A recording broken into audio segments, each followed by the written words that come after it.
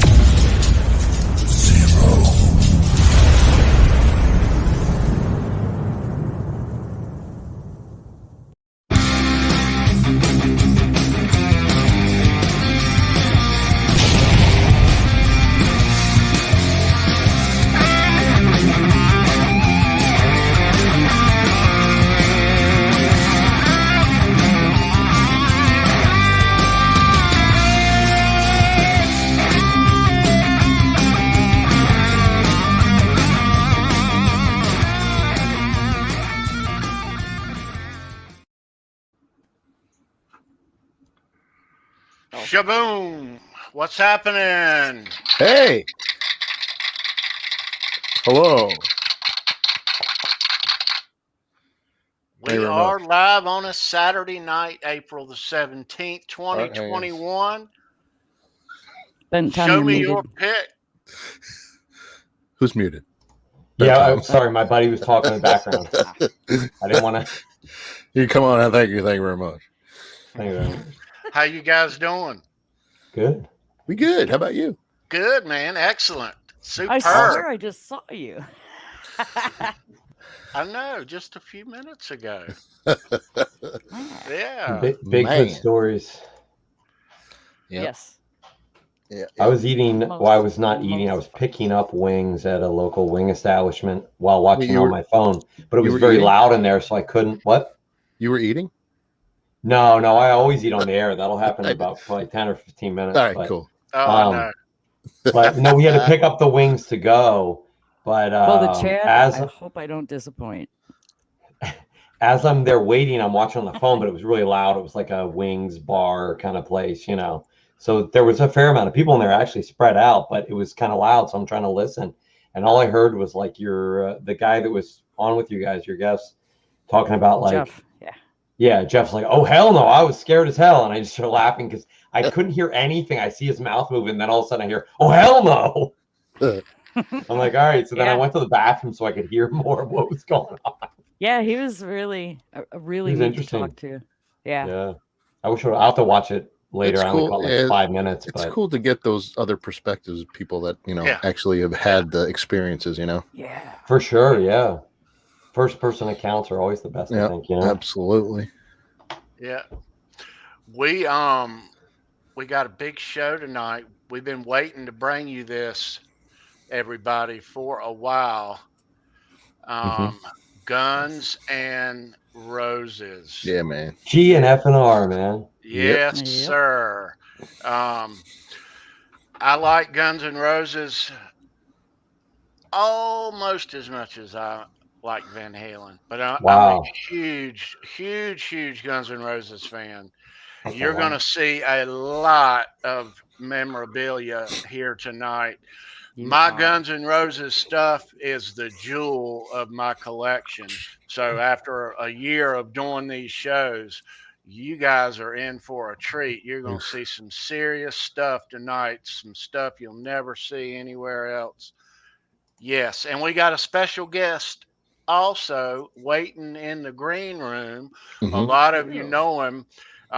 He's a great guitar player. He's the co-host of Dave Nesdall's show, Nez Says, every Thursday, but Wednesday as of late. He's a great guy. He lives near me. He's a big Guns N' Roses guy. He's been at a lot of shows, Guns N' Roses shows that I was at.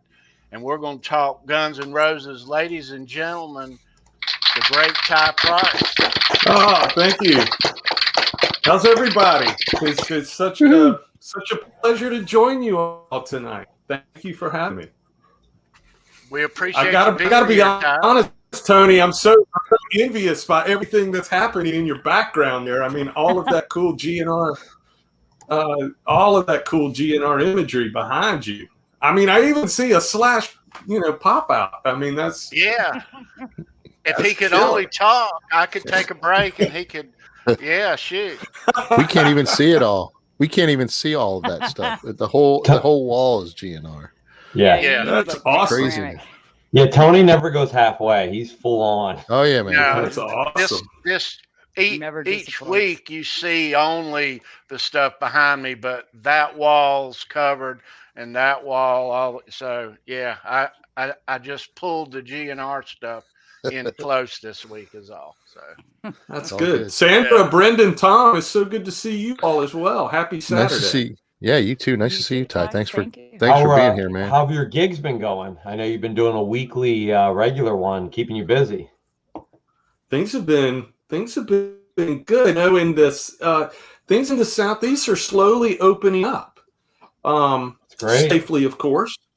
Everybody being safe. So it's always fun when you have a reason to pick up one of these things and play it. So things are good. I think I think I'm just so I'm so anticipating live shows again. I can't wait. I can't even speak, obviously, but I just can't wait for live music, man. I miss it so much. Oh yeah, me too. So much. Ready. Well, me too. And one of the first big shows that I'm hoping still happens is the band that we're going to talk about tonight, GNR. They're going to be not too far from us, Tony. In July, they're going to be in Washington D.C. Yeah. Maybe the second week of July, and I'm fingers crossed that happens. That would be my first really big show since all of this happened. Cookies timer is done. Yeah, I know. A lot of the shows are being scheduled. No, that was my beep. A lot of them are. So we're just, I'm sure you and everyone else were a little unsure that the tentative dates on everybody's schedule are gonna really happen. And so we got stuff lined up. I'm supposed to go to New York to see a show this summer. Love to go watch GNR. I must say though, looking at that schedule, I was kind of sad that DC was the nearest place. It's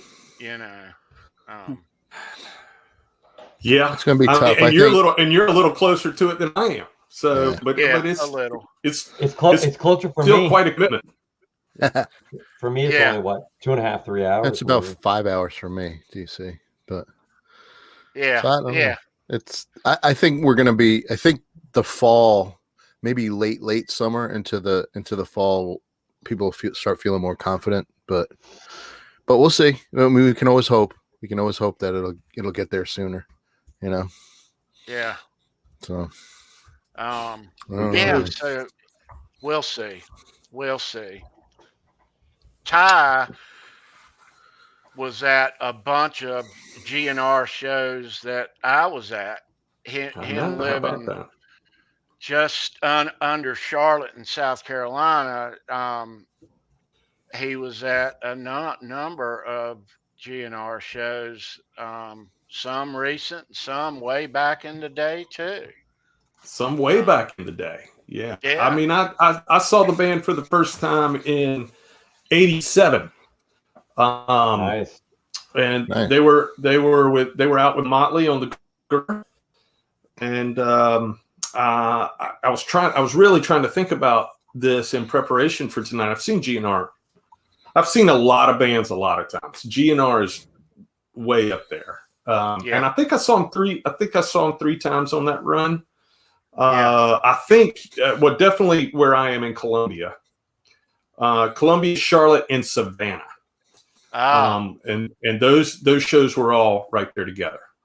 So I saw that year. I saw the Charlotte and Greensboro Motley gun shows. Hey, I was just looking at the tour website, and that Tuesday, July 13th, has been rescheduled.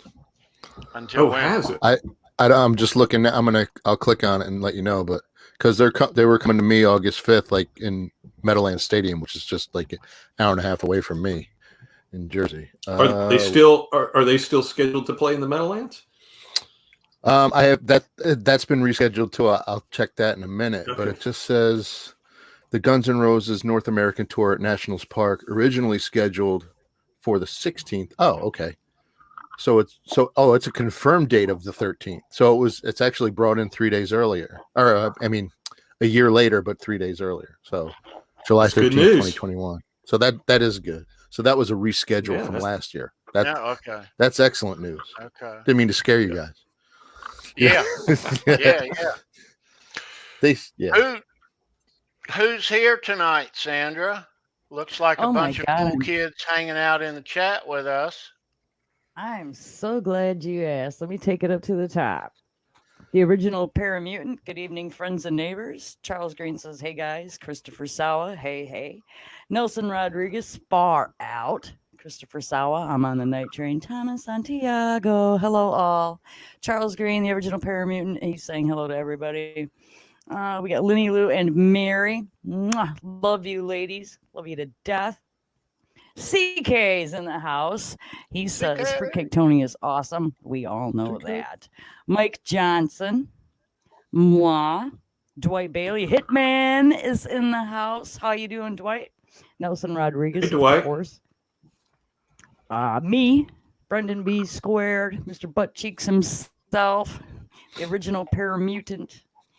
And I think Jeff K is here. Oh, I almost forgot him. As if I could. The Chad came just to see me. Chad. Sorry, guys. Chad, I know you're jealous.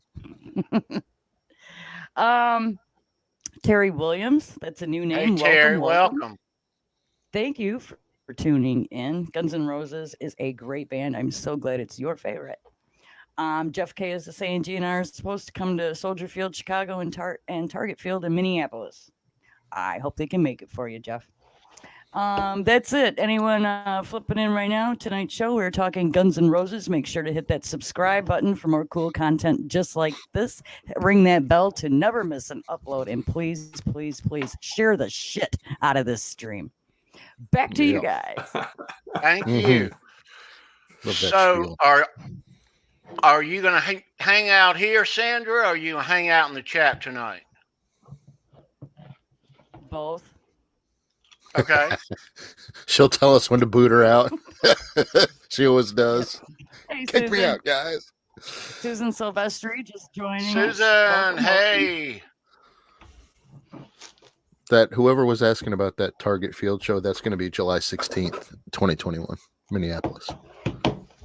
Yeah. There you go. Thank you. Yeah. That was Jeff. All right. Okay. There you go, Jeff K.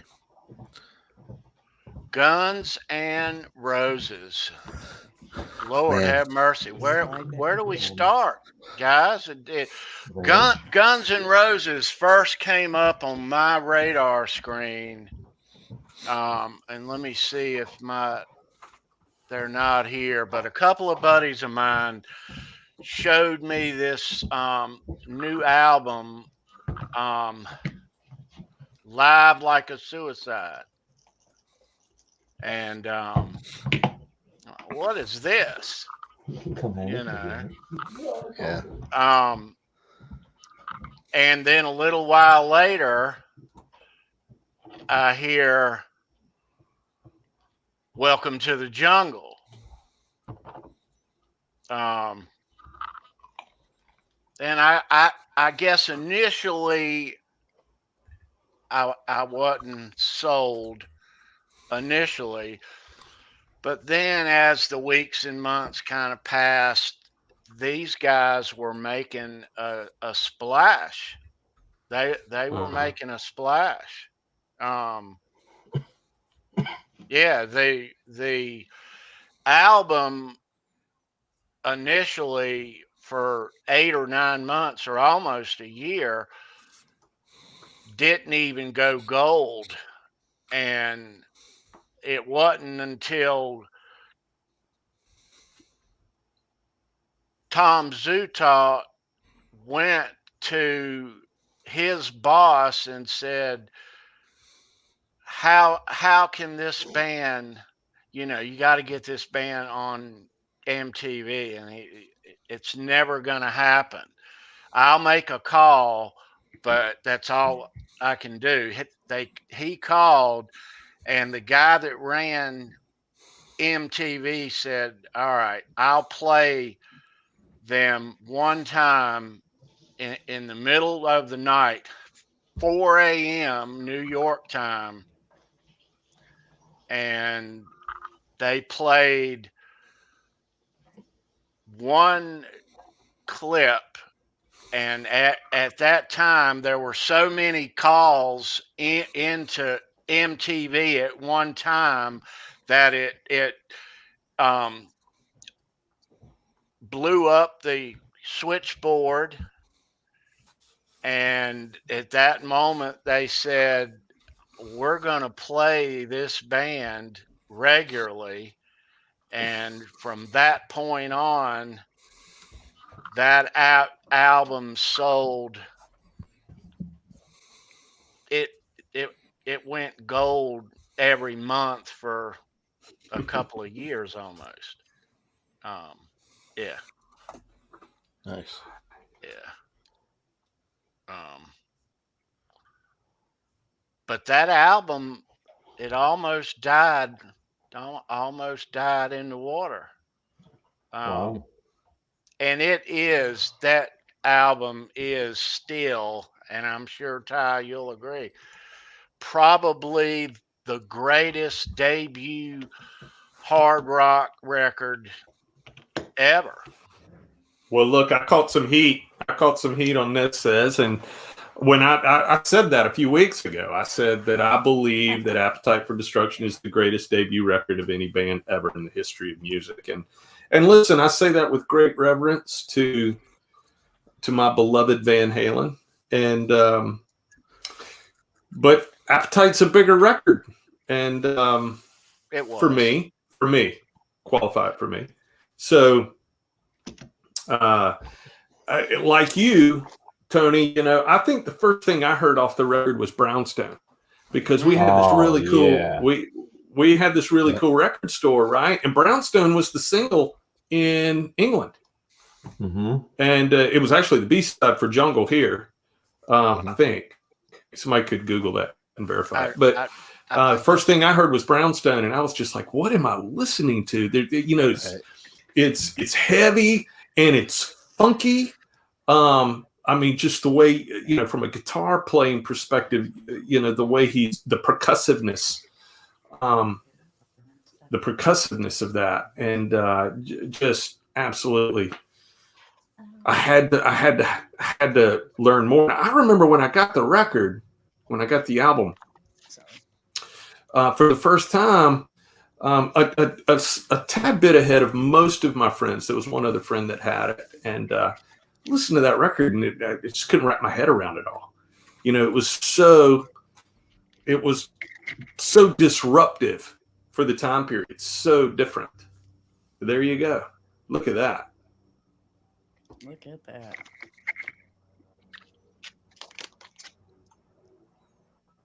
Oh, cool. Wow. I love old flyers like that. Oh, yeah, me too. Look at there. $2. I paid way more than $2 to see Guns. Have you ever seen the old Hendrix ones? It's like $2.75 for like an all-day show. Yeah. It's like Miami Pop Festival, the whole day. Yeah, it's like $3. Are you kidding me? Like 10 headlining bands there. It's like, what the hell? That Appetite album came out when I was a freshman in college, and I actually came home to see them because they played at the Chance in my local club. We were talking about backstage tie. They did play in like 87, in October of 87, and I came home from college. But It was funny I have because your. what's that? Oh, you're behind the Oh, go pick, ahead. Sandra. But no, I was saying we used that song "You're Crazy," in the part when they say "You're effing crazy." Like we use that on our answering machine. Yes, we had phones back then. So if you're looking for so and so or so and so, "You're effing crazy," and then so Yeah. it was. That is a great album, man. I just same thing with me. I heard Brownstone first, and I was like, "Holy crap!" This is amazing. Who are these guys? So and I had that same experience, Brendan, when I went and saw them live. I had the record, and I was into the record, but then when I experienced that for the first time live, and just how hungry they were and on fire, they were, I was like, what am I watching?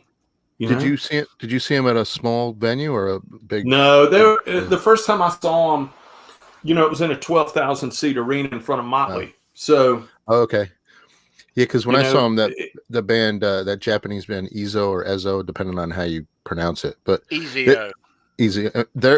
And this place holds 2,000 people. The chance, so it was amazing to see them that close. Even if you're all the way in the back, you're like right there. So it's just unbelievable experience. So cool, man. Look at that, Tony. Yep, Giant Stadium. That's I saw that. First one I saw them on. Yeah, I saw that in 92. I saw that. Yep. I think they rolled in September 92 this way. Mm-hmm. I think it's when I saw them on that gig. That's cool. Yeah, I only saw them once during the Appetite tour, but once was enough for me. I mean, I got the experience, and I was like, man, I'm set. If I never see him again, I'm set. September sounds right, Ty, because I know I saw them up here in like the general kind of Philly area, and it was like the end of August, so that would make sense that they would make it down the coast, a couple weeks later, a week or two later, Yeah, cool. Hey, Tony, I was at that show. Oh, Chapel Hill. Yep. Cool. Nice. That's the Rolling Moving Stone for the Stones, yeah. Wow. That's awesome. That's awesome. Coliseum. That is Those cool. shows. That would have been cool. Yeah. Oh yeah.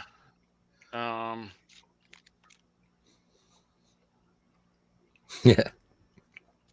Especially if you have those where, like that one said it was a 3 p.m. start time, they're going to give them both full sets, which is cool, Yep. This one right here is from, I don't know if you caught the location. This is from the Riverport where the riot was. 2650. Look at that. Yeah. Yeah. Brendan, are you seeing where Susan Silvestri says she used to go to the Chance a lot? Oh, no, I wasn't even looking at the chat. Yes, Susan Silvestri in Poughkeepsie. Have you been there a lot? Oh, nice. Yeah, I've seen a lot of shows there. A lot of shows. So, Tony, you and I have had a discussion. Tony and I are quickly learning that we've been to so many of the same shows. Oh, wow. And you and I were having a chat because Tony and I are somewhere in the neighborhood of like an hour and a half away, really. And oh, wow. And so, Tony, before that St. Louis show, we saw him before that at the old Charlotte Coliseum, right? The Hornets used to play near the airport, the one that's not there anymore. Yeah. Yeah. And that happened right before the St. Louis show, right? That did. Yeah. Both those North Carolina shows and I guess the Columbia show happened right before that. I think it was, oh Lord, I want to say it was November. June? Okay. I can't recall. I don't know. I don't know that I remember the I don't know that I remember the month of that use your illusion thing. It was, I want to say that it was probably in June. But I know that they hit Charlotte and Greensboro on that tour. Yeah, right.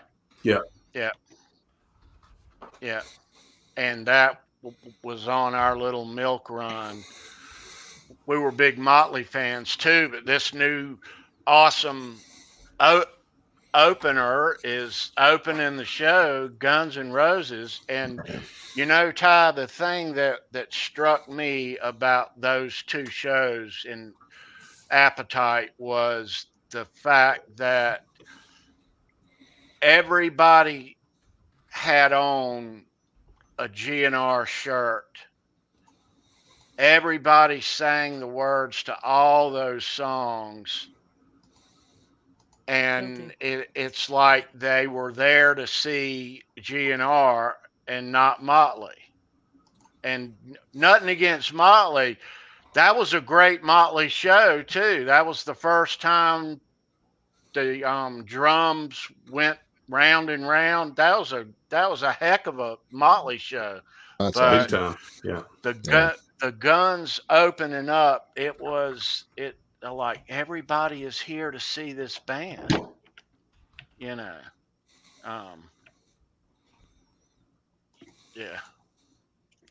Yeah, Mike Johnson in the chat says he still has his Appetite tour shirt. Yeah, man, that's cool. I still have mine too. That's cool. I don't have mine. I have a reprint or two, but yeah, mine got worn out, and I mean worn out. I remember the Illusion records. It was such. I mean, all of us are old enough to remember this physical experience we had with music back in the day, right? I mean, that when you went to the record store and you couldn't wait to pick up that new release off the end cap, right? I think the Illusion records are the first time I remember standing outside of a store for them to open at midnight to sell us those CDs. That was a party, though. That night was killer. Everybody I knew was there. It was just a big party, Yeah, it was. I just the anticipation, but I mean, Appetite was so impactful for me, both as a music lover and then really as a young guitar player. It really spoke to me, and I was so excited about the Illusion records, and then to learn that we were getting two of them. Unbelievable. And I was talking backstage with you guys about, because I looked up some facts about that, and that's 28-month long tour. They're saying it's one of the longest in rock history. 192 dates, 27 countries, and over 7 million people attended over that. That's insane. That's huge. That is incredible. I mean, that tour kicked off in 91, Brendan. Right. 91, 92. Yeah. That's crazy though. 192, 27, 7 million people. Wow. I mean, you don't hear that. You don't hear that anymore. And even, and that was during kind of a tumultuous time, I guess, with them, So, I mean, a lot of things. Yeah. That was a very, very long tour. They had different legs of it. Yeah. And they wrapped it up, and they at the end were like, let's go home. Right. Jeez. I can't even imagine something like that. That's crazy. I just remember how quickly they displaced U2 as the biggest band in the world. I mean, we all had the Joshua Tree, and it was an amazing record. And as a musician, there was so much to unpack in that Joshua Tree record. And then we get the Illusion records, and they're the biggest band in the world. Yeah, man. I mean, it's just. It was aggressive, but it was like happy aggressive. Like you wanted it. You wanted more, It wasn't over the top in your face aggressive, but it was enough. Well, it was the whole, at the end of the day, both albums, it was great songs on it. Right. The songs is the proof in the pudding, And it was, I hear a bunch of crap about the November Rain, and that was Axl's thing. That was his.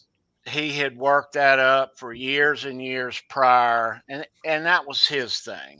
That was a long song too. It was like over 8 minutes long, right? I mean, that's a long song. Yeah, got 3 guitar solos.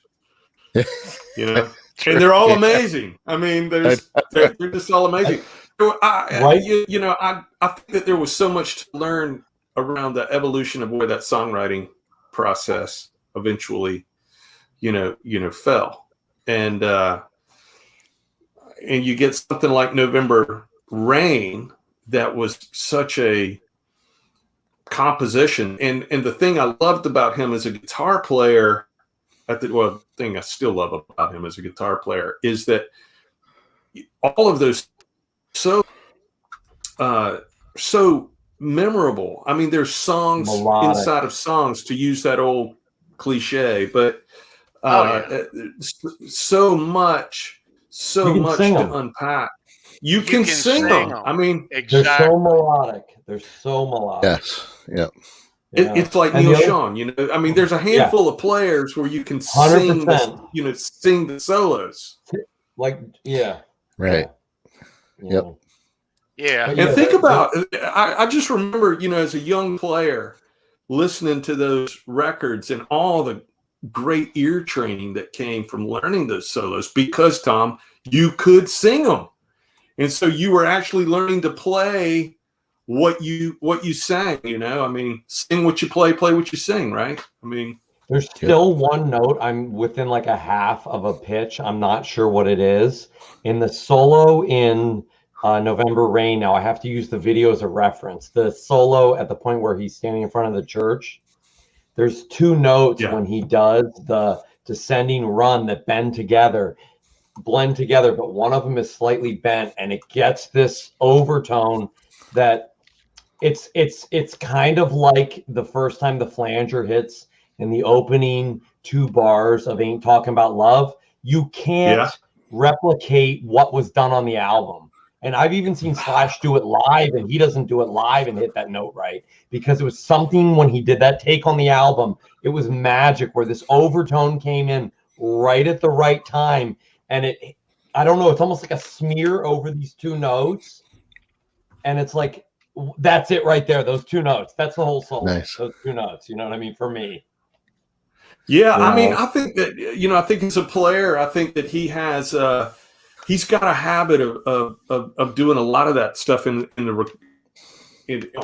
record, right? I mean, if you think about the second solo in Night Train, same thing. In that second bit of Night Train. I mean, he is such a fluid feel, kind of player. I think a lot of those dissonant notes too is what really makes so much of his playing style so identifiable. 100%. It's like a signature. Oh, no question. The way in which he mixes major minor pentatonic with the harmonic minor.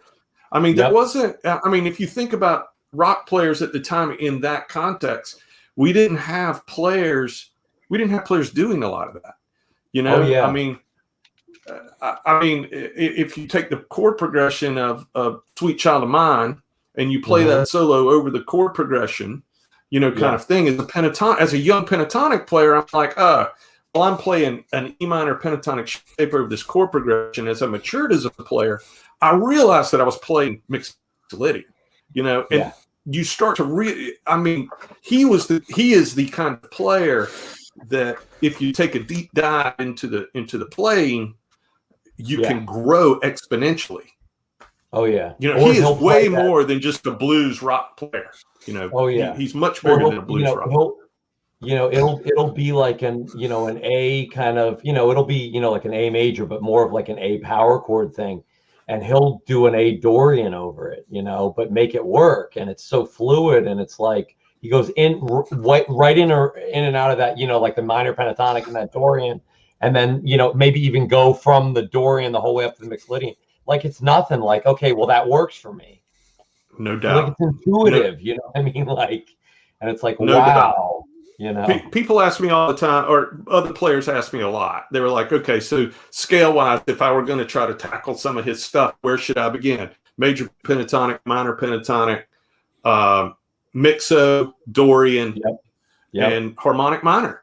And if you can blend all that, if you can put all of that in the soup, you got it. You know, those descending runs in You Could Be Mine, man. Those are like, because they're just outside of like the rock sound that it makes your ear go, oh wow, but it still does not sound like I'm trying to shoehorn this scale in here. You know what I mean? It's not from that approach of like, you know what I mean? It's not like I can play a 7-flat 5 arpeggio over this, 5 chord. No, it's not shoveled in there. It fits. It's like, No, I think that's a really good example of how he bends these outs. Look, he'll play outside and bend it in, right? Yep. Which creates this great dissonant. Or the first solo in Jungle, he's outlining an E9 arpeggio. That's if you look, it's hard rock music. When you've got a player that's playing double stops outlining an E9 arpeggio, that's creative guitar playing. That is creativity. Yeah. You can boot me out, Tony. I can boot you out. Okay, you're out of here. We will see you a little later, Sandra. Mm-hmm. Yeah. See you, Sandra. Here she comes. Here she comes. So Ty, I think that a lot of the GNR sound, the early sound, Appetite, both the Illusions, those records, that sound really came from the sound that was created with Slash and Izzy complimenting him. Well said. Well, I think, look, it's that, what did Keith and Ronnie Wood call it? The ancient art of weaving, right? I mean, the GNR stuff is the composition, the guitars come together. There's a lot of parallels in the way Slash and Izzy play together. The way in which that ancient art of weaving for the Stones works for them, that it works for GNR. And look, a lot of things that you may assume is Slash, you might be surprised to learn is Izzy straddling. That high descending run in Brownstone is Izzy straddling. And Slash is playing those chords that walk down. Jungle, the first piece of Jungle and that bend that gets taken out of B minor, that's Izzy straddling. I mean, it's he's a great rhythm guitarist, man. It just my God, they both are. That's right. I mean, that's the thing. They complement each other so well. You talk about a guitar duo. Awesome. You really get a good appreciation if you go back and you listen to the isolated tracks of each. Stems. Yeah, you're like, wow. Stems from them, and you hear it. You can almost imagine them in a room. One of the things that is so impressive to me at the time, still is, and very much appreciated, is that kind of thing in 1986, 87. That wasn't happening in hard rock music. It wasn't around. Jeff said he loved the Juju Hounds record. I thought the Juju Hounds record was brilliant, not only from a songwriting standpoint, but sonically. That is a great sounding guitar and a great sounding record. Well, and Ty, one of your co-hosts, Ben Coombs, that's one of his favorite guitar players, Izzy Stradlin. Yeah, I'm not surprised. Ben's never told me that, but it doesn't surprise me at all. Yeah. He's a huge Izzy. You should have seen him when he found out that was Tony. Were you the one that got it for him, or someone got him an Izzy Stradlin pick? And he was like, me, a little kid in the candy. Okay, I thought it was you. He was like a kid in the candy shop. He was like, "Oh, you really have it? You're really gonna let me have it?" Like he was so excited. It was hilarious. That's very cool. I was like, "Yeah, you're a little bit of a fan, Ben, huh?" And he goes, "Yeah, you could say." Yeah. Yeah, he is. He's a super fan. I think that Izzy gets not the credit that. Oh, 100%. Yeah, definitely. Well, it's the same with Richard Fortus. Not a lot of people know what a great player he is. Oh my gosh, You know, and he is scary hell good. of a nice guy. Very good. Hell of a nice guy. And super smart guy. I mean, I was like, Lot you of know, he stuff. was on someone's, I think Pete Thorne had him on a show a while ago, and he's talking about, you know, all the different things he's into, running and fitness, and, you know, just very well-rounded kind of person, you know, besides touring the world with Guns N' Roses now, you know. That's got to be tough on the body, man. Touring for that Well, long. that's what he Has that's to what be. he said, you know, You that's got what to he be was, in shape. not you when know? he was on with Pete Thorne, but he did an interview with someone else, I think last year, but he was or a year before, and he was talking about that's why he eats healthy and keeps healthy yeah. on the road like that, because you know. I mean, you're going all out every night for a few hours. Well, you're man. traveling every week, Ty. So I mean, you must think about that. It's like if you're traveling and your GI system's not in good shape, that's not fun. Yeah, I mean, I think Brendan makes a really, I think he makes a good point. I mean, I mean, I have no idea how long did you say that Illusions tour was, Brendan? I mean, 28 months. I mean, good 28 Lord. months. Can you imagine? 27 different countries. So imagine the jet lag. I mean, I'm sure the tour manager set it up so they weren't like lagged out, but and they went out in 1990 before they started calling it the Use Your Illusion tour. Before the records, there was however many months of dates then too. That's insane. But to do that, you know, Yeah. I mean, 28 months long. I saw an interview with Slash years ago, and he said, we made our money on the road. I'm like, yeah, you sure did. Well, yeah, I mean, like we put in the hours. Yeah, they did. They earned every bit of it too. Yeah, well, that's cool. And it paid off too. I mean, there's no, you know, how do you build a great band? A great band goes out and plays. I mean, they're not born; they're made, right? I mean, you go out and you do it, and when you earn your bones in that live environment, you stand to be great. Yeah, I mean, it's what's better than word of mouth is in seeing it for yourself. You know, you got to see it for yourself. You're like, damn, you know, and they saw a lot of people. That's for sure. You know, it's the Van Halen backyard parties they put in, or it's the Beatles, you know, with the hundreds of shows in Germany. You know, it's Yep. You know, that's cool. I dig that. That is cool. I love the font on it. Don't let Ben see that. Like, you know, Tony, you were showing something on your show on set. Oh man, that's a pretty impressive collection, Tony. I was just thinking that collection of passes. I was thinking that Ty's got a collection. I mean, you could just keep showing stuff the whole show, and we'll still never get through it all. I don't think he stopped. He keeps showing it. No, he can't. He has to show it. You ain't seen nothing yet. Yeah. It's like there was a guy I saw a car show thing, and he had 3 or 4 cars, you know, probably $100,000-$200,000 classic cars each. And he goes, "Oh, that's a great collection," you know. And the guy was obviously setting him up. It was, you know, a soft pitch. And he goes, "No, you wanted to see the real collection." The guy built basically an airport hangar on his property, you know, like 1 story but gabled up to 2 stories in the middle, and hundreds of classic cars. Turned out the guy owned like 84 Lumber or some giant like industrial type store company, or like Home Depot or one of those, you know. But you know, he's like, "Oh no, this is the real collection," you know. That was just the 5 I like to feature up front, you know. Yeah, man. Yeah. That's like Tony's collection. Oh no, that's just the up front part, you know. Yeah. Oh yeah. Now I've been collecting, you know, all bands, as you know, but Guns N' Roses for many years, you know. Absolutely, I love this band. I've been a GNR guy for Later, Terry. Shoot, all my life, you know. Yep. Man, those Troubadour flyers that you have are pretty incredible. Speaking of that, if you look behind Slash right here, that's the. Let me move Slash. Slash, all right, Slash, move, buddy. Come on, keep going, Slash. Don't drop that last ball. It's too beautiful.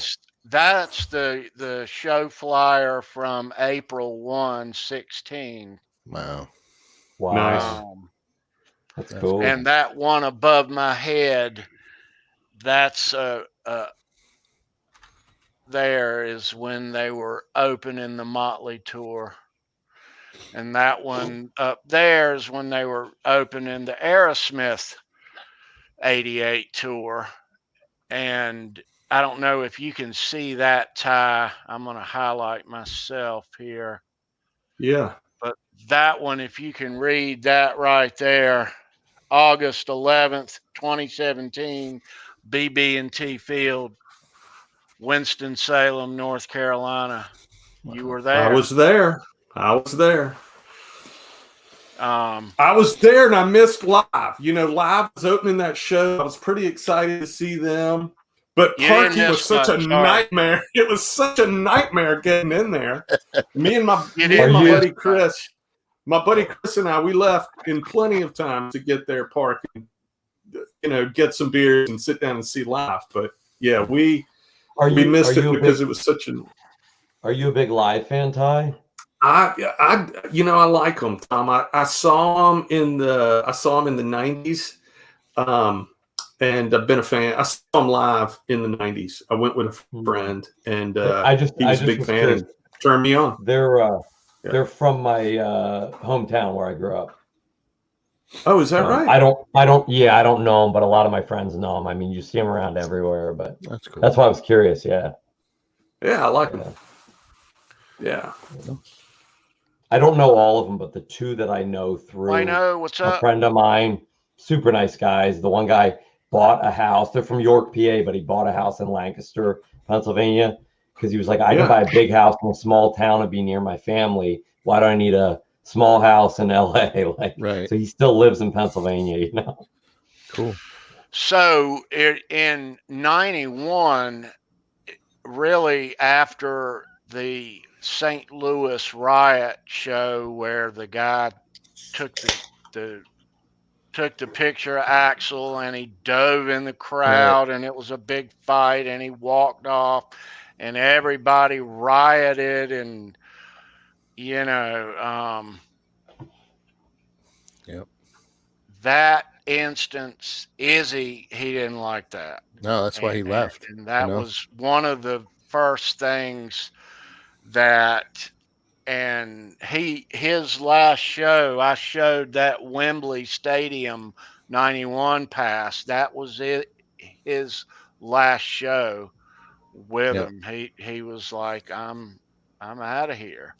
So that was like the last date of that particular leg over in Europe. Yeah. And so then they got Gilby Clarke in there, and he had to learn all those songs in a hurry, and he did, and he did well.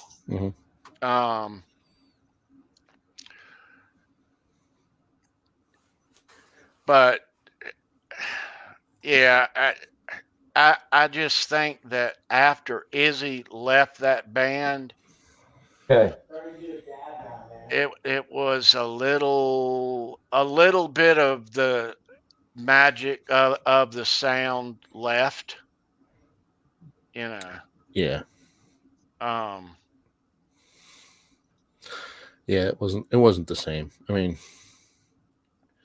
but I mean they had a bunch of guitarists in there. Yeah, in their history they did. A lot of, Buckethead. Buckethead was in there.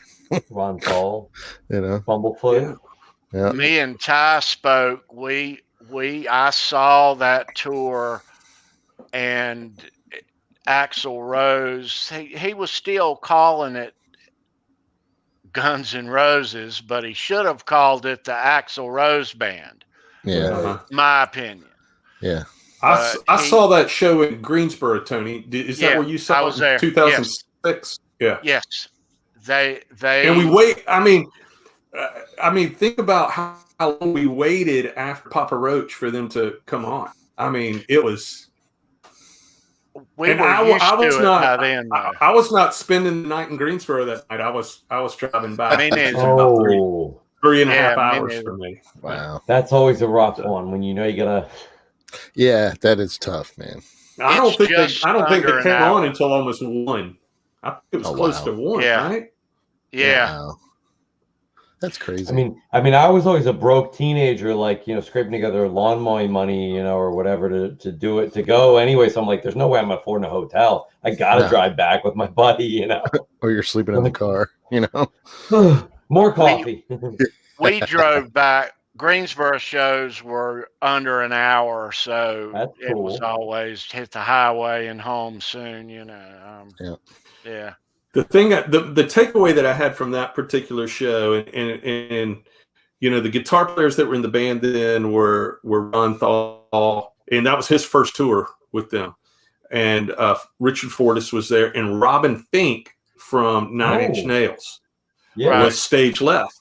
He was house right stage left, and did he play keyboards too? He did not, because Dizzy was there, but here's the big takeaway I had from that. I had no idea he was that kind of player. He is an amazing guitar player. Oh yeah, I surprised me. Yeah, I mean, he blew my mind at how good he was. Now, yeah, as an old school GNR fan, you wish your guy in the top hat was up there in that spot. But Robin Fink played very well, and Richard Fortus, I had no idea he could play at the level he was playing. And he's a great player. He's a great no player. question. Those guys. I mean, everybody knew about Bumblefoot. Everybody knew what he could win. Yeah. But man, I was really impressed with the band, and we didn't know those songs then, right? So we were hearing songs. I mean, we were hearing Chinese, we were hearing Better, we were hearing Shacklers, we were hearing songs that we didn't have the record for yet. So that was pretty cool. Yeah. My takeaway that night was I knew that none of the guys were in the band anymore, but I just, it was a lot of musicians on that stage. I was like, holy, 2 keyboard players, all these guitar players. But yeah, it was not the best GNR show, but it was a great show. It was a great show. Now, we may catch a little heat in the chat here upcoming, Ty. I think you know where I'm going, but we were both at the Axl Rose AC/DC show as well. We were. And same building, by the way. Same building as the 06 show. Yeah. Yeah. My take was he did great. I mean, I love AC/DC. I love Brian. I love Bon. I love each of the eras. But I understand there's health issues. He can't play. Axl Rose. Who better? I mean, who better? He did great, I thought. He killed it. I mean, you killed it. Slayed it. It was, and then we got Bond songs that I mean, for me, the first time I saw him, Brian was in the band. I mean, too young to ever have seen Bond, but I got to hear Bond. I got to hear a lot of songs I've never heard AC/DC play live before. AC/DC is another band I've seen a whole bunch of times, but awesome, and Axl killed it. I mean, he was fantastic. And I think, too, we saw Axl in a different way, right? And when he was on stage with AC/DC, I mean, the boss is the guy in the schoolboy outfit. Axl just had to go to work that night, right? So there's a lot of weight off his shoulders at that point. You got a different performer in that, you got a different type of performer there, and he killed it. He did. He did. Go ahead, Tony. No, after you, Bill. I was just going to say, I think a lot of people, I don't know what it is, but it's like, and I'm saying I'm probably guilty of this too, but I think it's something that these days that a lot of people they want to hate on someone or punish them, a celebrity musician, because of, they want to hate on the music because they don't like the person's attitude, which I get that a lot of people don't like the way Axl might have acted previously. But he even said, if you watch the interviews he did, listen, I was going through substance issues. I was a dick. What do you want me to say? Like, I apologize, but do you want me to apologize for the next 10 years? Like, but then you're going to hate on the guy when he sings for another band and does a great job. I think a lot of that slander he got and knocking, he didn't sing great, was, yeah, he sung good, but I want to trash him because, he treated me like crap when I interviewed him 20 years ago or something, that kind of thing. Well, that's the thing, Tom. I mean, people have a certain stigma, and they already made their impression before he even sang a note, and they got to let him sing. They got to let him sing. And like Ty said, he killed it. He absolutely slayed. And I mean, I've heard from person after person that was like, yeah, I thought it would suck, but he actually was. Yeah. And I would say I talked to a couple people in person. I'd say, oh, so he actually was decent. He goes, no, he was actually really, really good. He was really good. Yeah. He was really good. I really think that Axl should have named that project something else, I mean, hindsight, he could, the Axl Rose project or whatever, something. I mean, after 95, they, you heard in the media all along from 95 on that they're working on this album, and God, it took forever, a long time. Yeah. And I mean, expensive. I mean, I wonder if we could Google and find out if that was the most expensive record ever. Yeah. That's exactly what I was thinking. I mean, not only did it take forever, but it was super expensive. I mean, John Biel. Yeah, well, it speaking of killing it, now. Okay. It says over 13 million. It doesn't specify, but wow. Geffen eventually pulled the funding for it in 2005. So I don't know if that means 13 million after they pulled funding. There was who knows how much more spent, but what Chinese exceeded 13 million when Geffen Chinese said rockers. We're done. 2005, they said we're done, and they pulled their funding or further funding.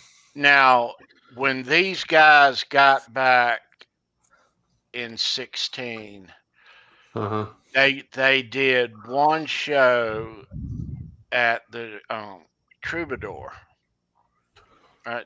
Mm-hmm. And it was supposed to be a one-off, and then they committed to the Coachella show, and that was going to be it. And all of a sudden they add those Mexico dates and the Vegas, and they went and did two shows in Vegas.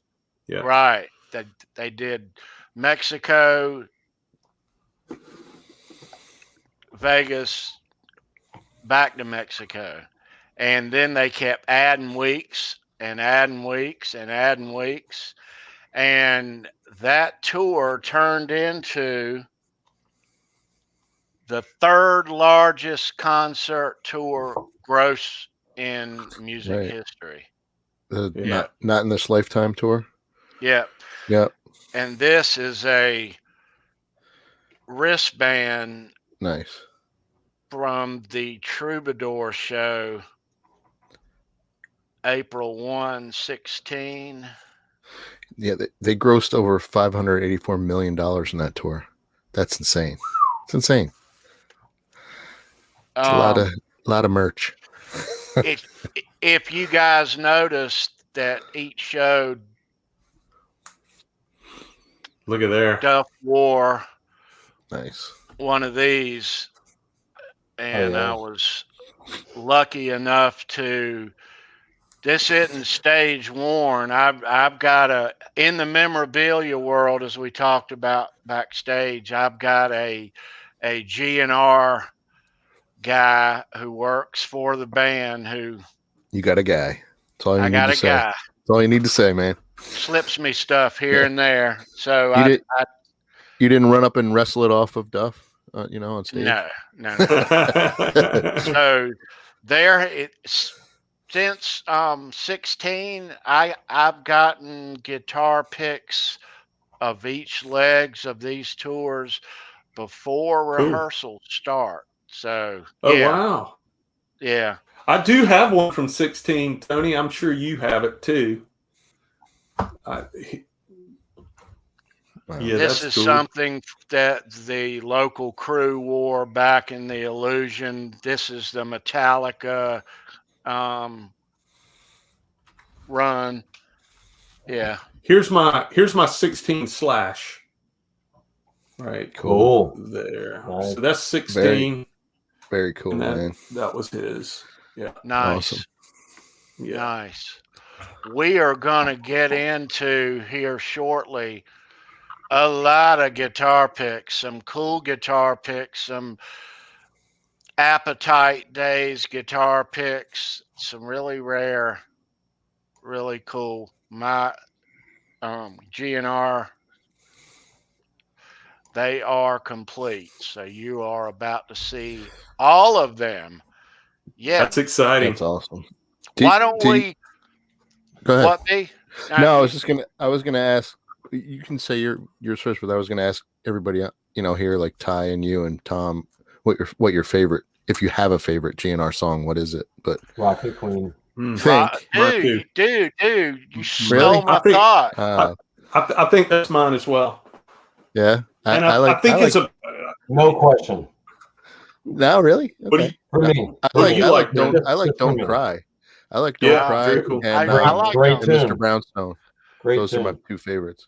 I love Don't Cry, Brownstone too. I like Rocket Queen as a player because there's so much that's happening. I mean, it's an F sharp minor. There's a lot of funky stuff going on there. You get a slide solo in standard tuning. Great drum. I think that it's around. I think it's in A major. I think. But that entire, the entire first part of the solo, is happening on your D and G string, and then the second part of your solo is happening on your B and high E string, and you do not have to be a great slide player to play that. And he gave us something that we could kind of all do, and then you just get the real funky stuff, and he taught you how to play along with the drummer, right? I mean, those little walking that down, from D string all the way to your low E string. He taught us, how to do a lot of things in that song. It is an amazing song. There's a lot going on, and then you get this melodic. You get a chance to play the big melodic solo at the end. So, Axl had those long lines. After the those. That song really changes. I like where near the end it becomes almost a whole nother song. Yeah. Yeah, you're right. Definitely. Yeah. It's got that jam effect, like, oh, we're gonna go into this groove now, Yeah. And I love what they're doing. I love what they're doing to it these days too. Since the reunion, since Slash has come back to the band. I had seen him do Rocket Queen with Conspirators, for many years, but he brought that element into GNR in the way that they're doing it. And he's incorporating a talk box in the middle of that now. It's just super, super cool. And look, if you don't have a slide and you're not cool playing the slide, you can play that bit on a wah pedal. I mean, it works, and a lot of cool stuff happening in that tune. But that melodic solo on the back end of that song, on that neck pickup, man, that's just special. Yeah. Very special. And, KXM Rock says Steven Adler. Steven Adler, to me, is the secret ingredient on that Appetite record. Man, there's so much swing on that. Yeah. Yep. Yeah, I miss Steven. It sucks that he couldn't control the demons, I think that he nice. I think that Steven, he really wanted to be in this reunion tour. I don't think he's got drug issues anymore, but his health is just not there. No. You I know, think he can't sit there. he appears to have neurological Oh, issues, that's which cool. That's cool. long time abuse of the type of drugs he was using will do that to you. You know. Right. Yeah. But yeah, when they got back together and went out on the road, they it was kind of weird. Axl Rose owns the brand, the name, you know, and so the split was it isn't exact, but Axl is making like 60 some, Duff 20 some / a touch more, but Axl has the overhead. He has to pay the band and a bunch of other stuff. But Izzy was asked to be involved in it, but his take on it was they didn't want to equal each share. Right. The loot wasn't split equally. I think that was his quote, right? I mean, his quote was Yeah. they couldn't get the loot right or something like that. Yeah. Well, I heard from someone they wanted to pay him scale, like what you would pay, you know, and I have known a lot of guys, and I'm sure Ty has too, that are touring and still are touring musicians now, and often they're probably better than the artists as far as their facility on the instrument, but nonetheless, they get paid scale. I mean, a lot of times you take the touring gig, you get paid scale. It's still decent money, but you're not making what the artist makes, and that's understood. But that's, to me, kind of backdoor to that's dirty business to try and pay him scale if that's what, you know, I mean, it was rumors I heard, but it was from people that, you know, don't usually make stuff like that up. Well, and would know that kind of information, you know what I mean? That's all I want to say, but you know. All the members of that band ever since 95 were even prior to that were just employees, paid employees. Wow. And what happened was, and about 90, I guess 91 or 92, when Axl is going on really late and it's midnight and they're about to riot out there, you know, the band's getting trashed. They have all this extra time and they hear the crowd go from Guns N' Roses, to fuck you, you know, and Axl and their manager, Doug Goldstein, came to Slash and Duff and the others and made them sign the name over to Axl. And if they did not, he wasn't going to go on that night. And it was basically, they're like, I don't want to write. Let's sign it and let's go play. Not really understanding the full implications at the time, you know. But they did. They signed the name over, and he's controlled that ever since. So those, you know, all these band members back in the day, you know, Bumblefoot, Dizzy Reed, all of them, they're paid employees. But when they got back together in 16, they had this agreement, Axl, Slash, and Duff. And Axl pays everybody else. They got Melissa Reese in there to play keyboards also. that they kept the drummer who they had for 10 years prior, and he's good. Yeah, Frank. very good. And Richard also, and he is a great player. Yes. But yeah, it wasn't a full reunion. I was into the lineup after Robin left the band and they replaced him with DJ Ashba. I mean, that was still a very good band. Listen, GNR's never taken a stage. Whether you like who's up there playing the music or not, the bottom line is GNR has never taken a stage without a killer band. I mean, there's always been a super smoking hot band. I dug that lineup. They definitely had the fans. They had the fans in mind, Ty, when they went out. But when Slash and Duff came back to that band, and I've heard Richard Fortas in other interviews say that they rehearse. It's a very diligent, relentless rehearsal schedule, and they rehearse a lot. To my ear, that band is swinging now. And so you've got Slash and Duff back in the band with Frank playing drums. I don't know what happened in rehearsal, but to me, it was a great band before. Slash and Duff come back, and all of a sudden the band swings again.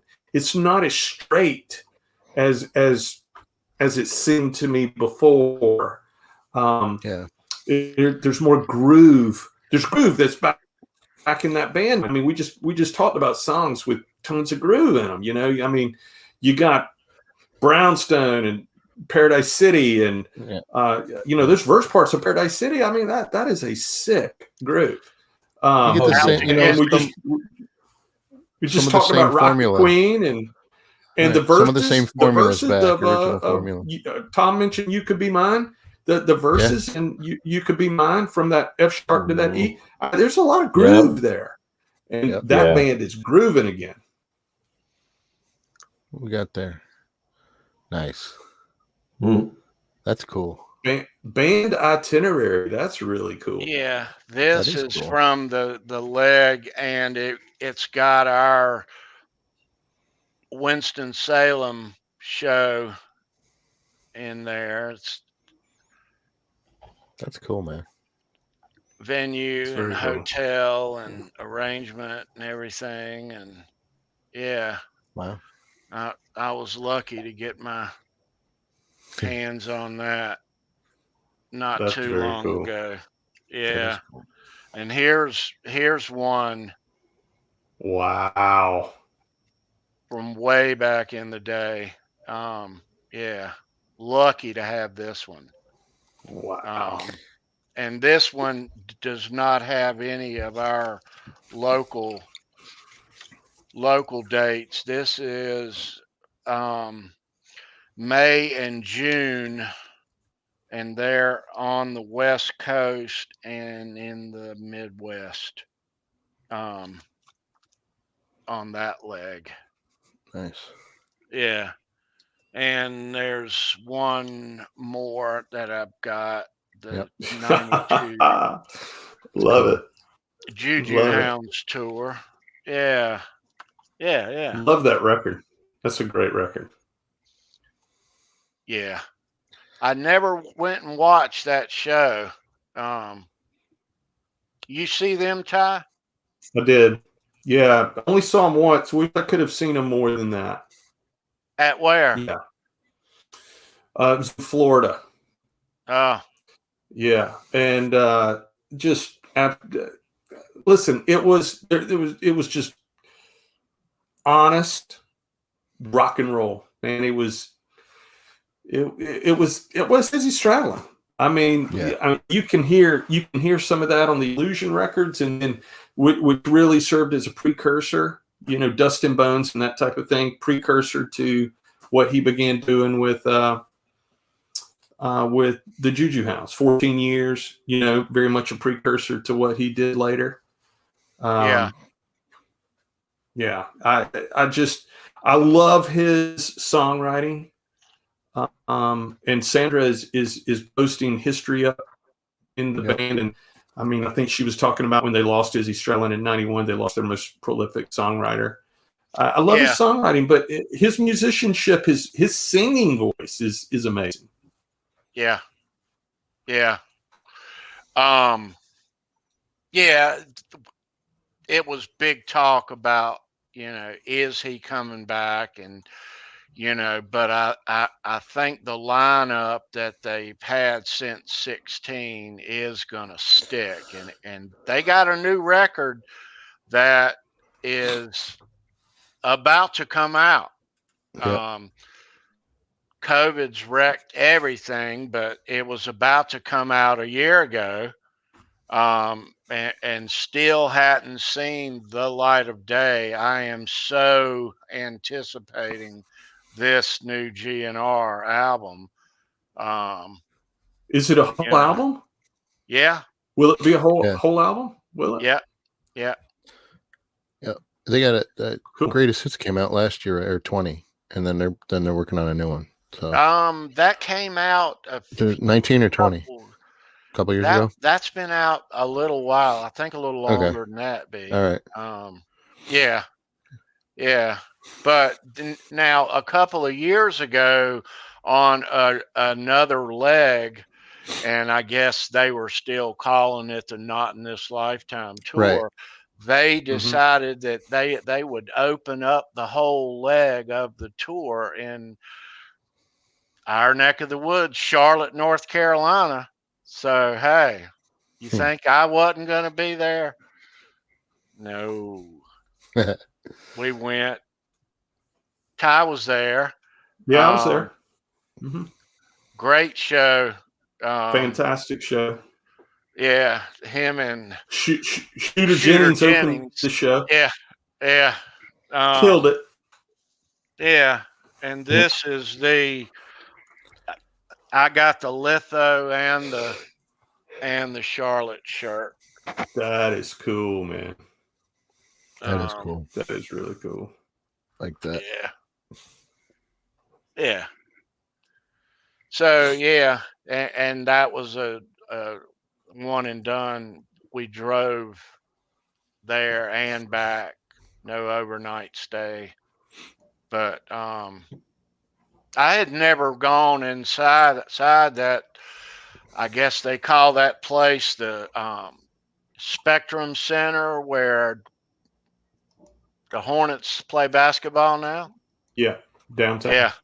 Yeah. I miss the old Charlotte Coliseum.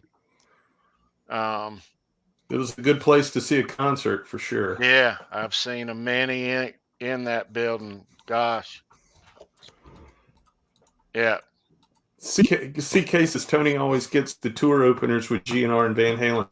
We have been really lucky to get great kickoffs, here in the Southeast. We have, haven't we, Ty? There's been a bunch of Van Halen tours that start right here. And, yes, that's exactly right. Yeah. Or if we didn't get the first one, we got the second or third show. We generally always get them really early in the cycle. Yeah. I tell you what, let's do, guys. Let's take a break here and let's give away a guitar pick. Yeah, let's see about it. Yeah. All right. Very cool. And I misspoke before, Tony, because that they re-released the Greatest Hits in 2020. That's more what I was talking about. So, but yeah, you're right. It came out a while back. Cool. All right. So what we're going to give away is a 2016 Duff McKagan, Like a Mofo. Wow. Right there. And then we're going to give this one away now, this white one. All right. And then later on in the show, there is a 1991 Use Your Illusion. Wow. Yeah. So let me back out of that. All right. So for that white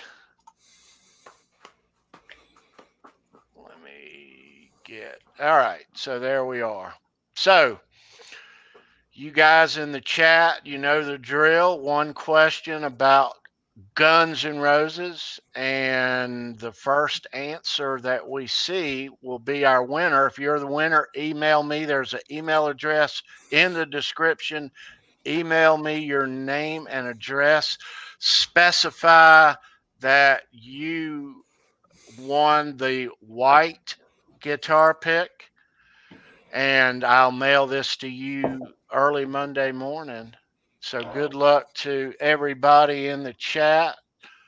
You know how this works. I'm going to show you a question on the screen. Get ready to type. Yeah. All right. So if you guys are ready, here we go. After Velvet Revolver ended in 2008, Duff McKagan went on to be a member of what famous rock band that same year? I know this one.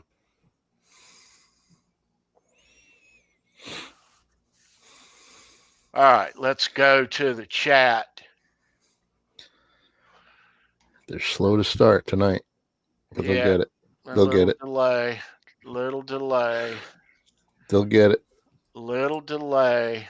Let us know when you see it, Tony. So what band was he a member of after Velvet Revolver ended in 2008? Kick some rock says Miles Kennedy. Christopher Sauer says STP. Good guesses. Yep. Good Mike guesses. Johnson says no clue. Halface says I can't think of it. No clue. That's an awesome Nelson band. Rodriguez says I have no clue. No clue. You see them a lot. Bless you. I guess I sneeze. Halface says Atomic Playboys. Edwin Crane says Skid Row. All good guesses. Mm-hmm. The fastbacks. But all incorrect. Oh, Tony, your connection's slightly faster than mine. Maybe. Hey, Dan of New Jersey, what's up, man? That's a good guess. Walking Paper is a good guess. Hey, Lenny Lou. There it is. There it is. Congratulations. Paramutant. All right, he got it. All right, congratulations. Nice yeah. job. So email me your name and address. The email's down below, and I'll mail you this out on Monday, dude. Way to go. Nice. The original Paramutant. That's a great name. Great handle. I always like that one. Yeah, that holds up. There is your answer. Mm-hmm. Nice. Yep, he spent about 5 or 6 months in that band in 2008, help them write the record, and he didn't spend a lot of time in that band, but yeah. Hey, there's Sean Zimmerman. Hey, Sean. All right, so we have. All right.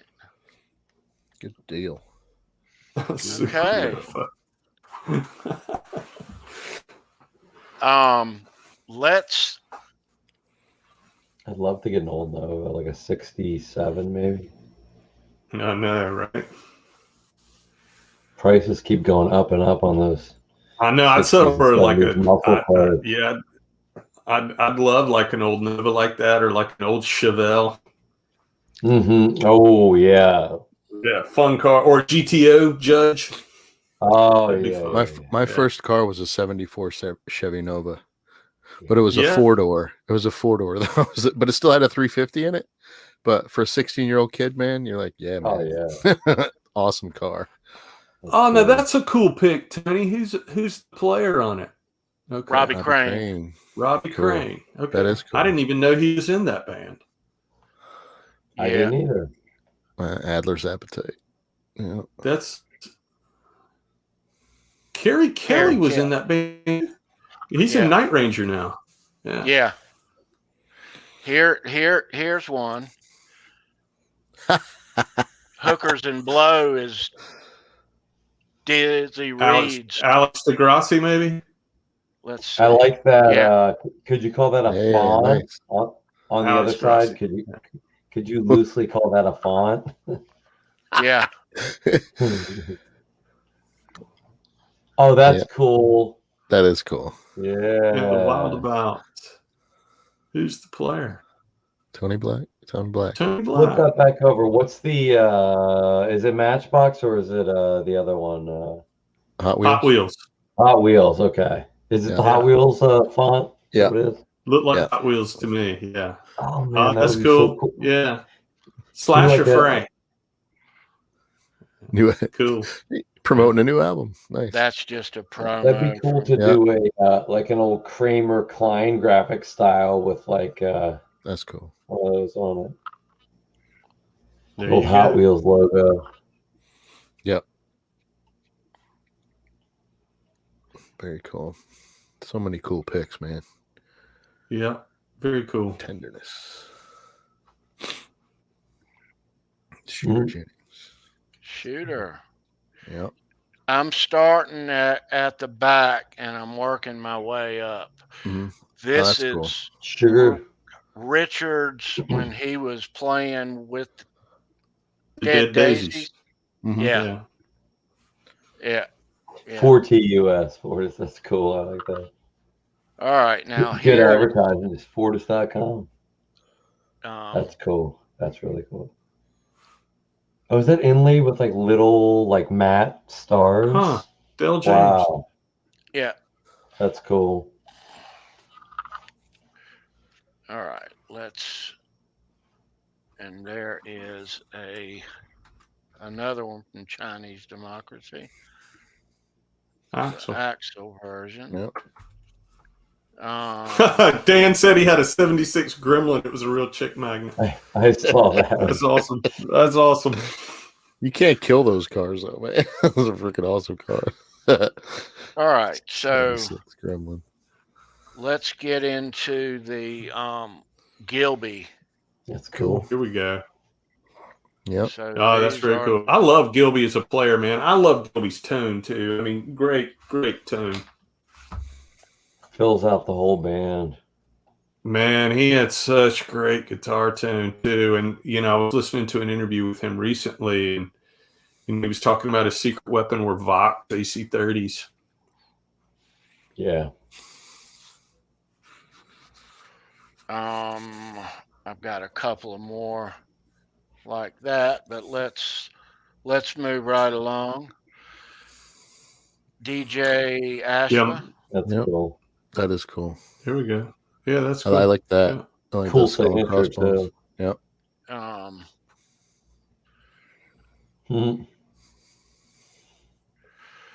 Mike met Gilby Clark. Mike Johnson said he met him once. Says he's a nice guy. Oh, cool. Oh, cool. Nice. Very cool. Yeah. Nice. Good to hear.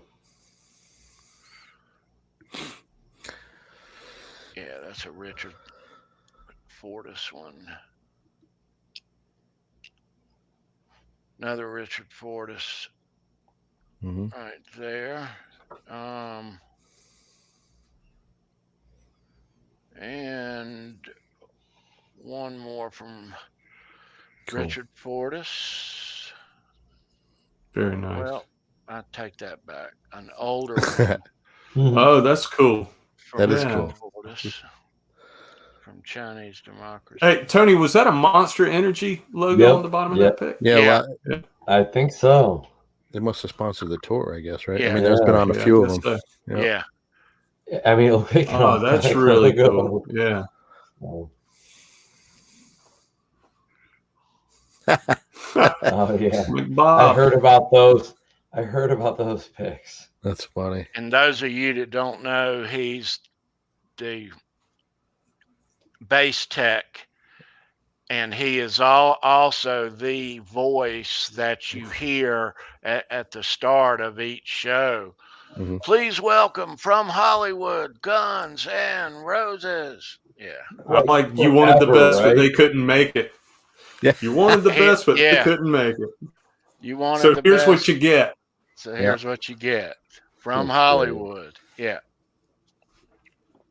Yeah. Like it. That would be Adam Day. Yeah. Yep. Adam is Slash's old tech. I get it though. I mean, day after day, city after city, if people are just hounding you and hounding you and hounding you, it's just to grate on you after a while. You know what I mean? Oh, it's got to. This is New Year's Eve at the Hard Rock Hotel. Mm-hmm. That's cool.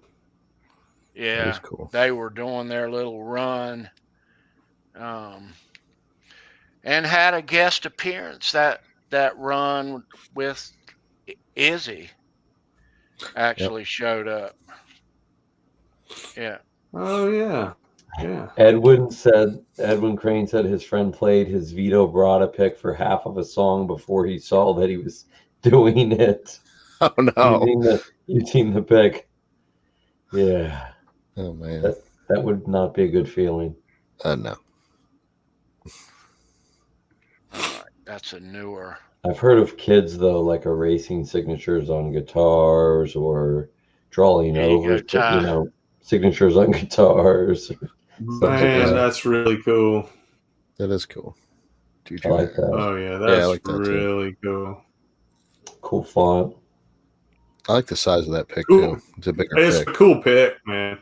Yeah, that's a cool pick. I don't know many guys that play with those. Is that more of a bass pick? I don't know if I know any guys that are playing with that. No. Bass and jazz guys I see a lot. Right. That's more like using bigger, heavier strings if they're a guitar player, or flat wounds, or just flats. Bass. Yeah. I could see with flats. Yeah. Yeah. All right, now here is the rarest Izzy one that I have, and these suckers are hard to come by.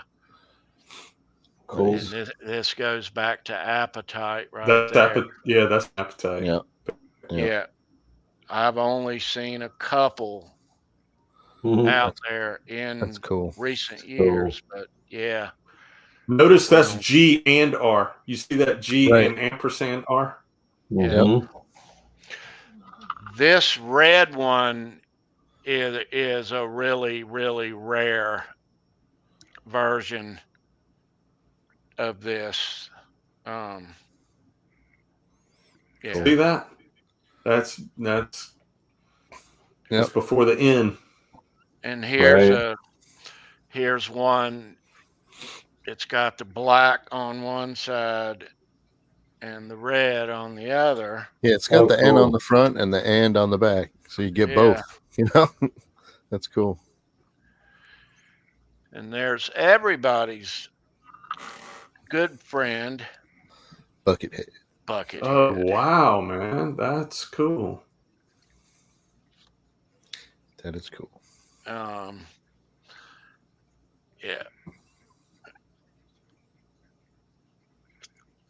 Yep. And this is the guy who played the bass during. Yeah, Tommy Stinson. Yeah. I didn't know that. I didn't know that Don Henley played drums for them in '89 for a couple shows. I just found I was reading that, looking up some stuff. That's pretty cool. I didn't know that either. Yeah, when Adler first went into rehab in '89, Don Henley sat in for a couple shows. Really? Pretty cool. Yeah. All right. Well, Axl made that appearance on that track on that Henley record, Heart of the Matter. Axl has must have hit it off. So hey Don, hey Don, you can sit in for a couple shows. Okay, it's cool though. That's a cool. This one here is from a couple of years ago, where it's just got Slash, Axl, and Duff. I see that. Yeah, I've seen that logo before. Yeah. Yeah. I'll be right back, guys. All right. That's cool. I dig that. That is cool. Yeah. Cool. Yeah. These right here are. That's cool printing. A lot of these are really old. Yeah. All right. Now, this one here is from the April 1st, 16 show. Oh wow, one at off, huh? the at the Troubadour. Now, was that like invite only, or was it like a late announcement, or like how did they keep it from turning into like a riot? They announced it a couple of days before. You stood in line. Oh, okay. $20 was all it cost to get in, because Wow. they wanted to mirror the prices of back in the day. Yeah. Yeah. That's cool. And this is a Duff McKagan, like we're giving away a little later. Cool. Right there. And this is one that we just gave away. Right there. Yep. Very nice.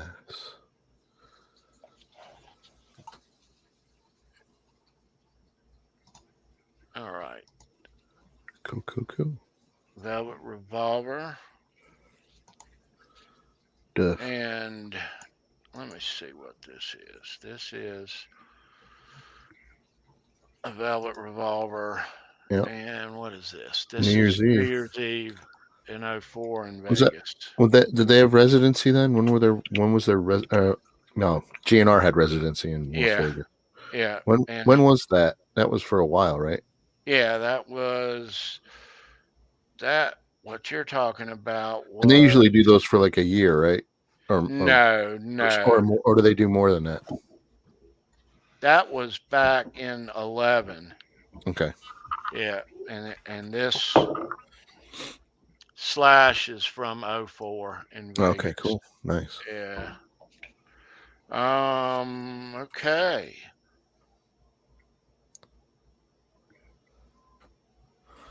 Yep. Yeah, that's really cool.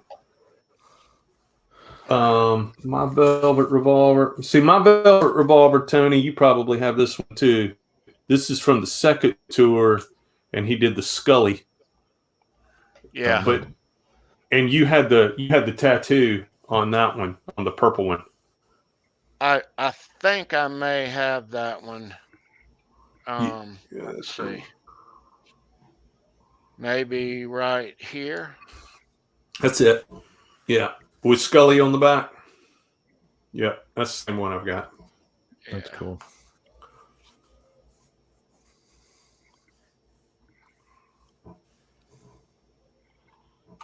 Yeah.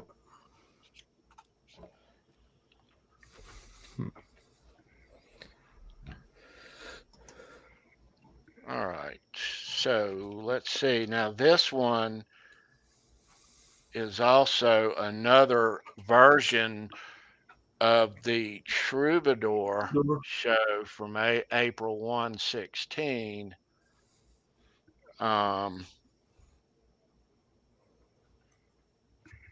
Is that one. And so here is the super rare Troubadour one from Slash. Stand up. Yeah, that's hard to come by there. All right, so, and this is from a recent leg. Right there. Cool. And this is another of a recent leg of a Slash version of the, and one more of the Definitely cool. Slash like that. All right, so we're getting to the top row now. So, all right, this is the last row. This is from a 2018 Europe leg, and I got this before they did. Wow. Yeah. That's awesome. And this is a Slash Use Your Illusion from 91. Nice. And this is a Slash from 1989. Wow. Right there. The purple 1.14. Yeah. So now we're getting to the good stuff. This is a Appetite. And if you notice the extra layers of print there, yep. These white ones, if you ever see a white Slash Appetite, it always has that. It was a misprint on these white ones. Wow. That's cool, man. And here is one from Appetite. And these old Appetite ones, they go for a bunch of money. You can look on eBay and you can see how much they are costing. And this is one more of those from Appetite. Nice. Right there. All right, so I'm going to show you some from a recent tour, but this next one is really the holy grail known in the GNR world. Axel got these guitar picks made up, and he plays very little. He played some guitar on that last leg of the Use Your Illusion. But these, and I've got a few of these, luckily, but that's the one right there. Charlie Don't Surf. Yep. So, and they go for ridiculous amounts of money. Wow. All right, so on this past tour, Axel got these things made up at various stops along the way, just these one-offs. And this one, oh, that's cool. That is cool. And all right.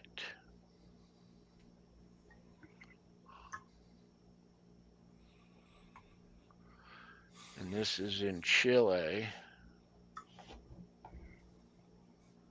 Wow. That's an impressive collection. Just of those, you know.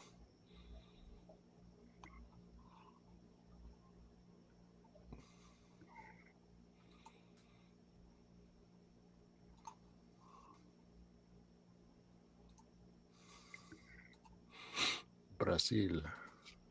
I love how he's using the countries, you know, like the colors of the country on these. Right. Picks, Yeah. You know, that's definitely cool. This is actually like the Rock in Rio show here. Mm-hmm. I love Brazilian women.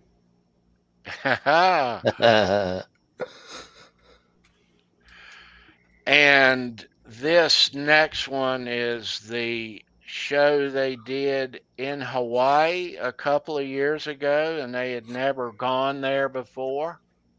Wow, that's cool. That is cool. In Hawaii. Cool graphic. I wouldn't mind going to Hawaii. Never been there. I love that you have one-off picks that were for one date only. That's pretty cool. Yeah, really and cool. I've got all of those too. Those 5 They're the only ones off of the last tour that they did. And of course you have all of them, Tony. That's awesome, man. All right. That's cool. Yeah. So let's try to. I see a thumbnail coming up. Let's do us a thumbnail. How about a thumbnail? How are we going to do this? I don't know. That's You might be able to put some on the back. I got them on the wrong side of the stage, I thought. That's okay. That's cool. Like it. Yep. Mhm. It's awesome. I think that's going to be the one right there. That's the one.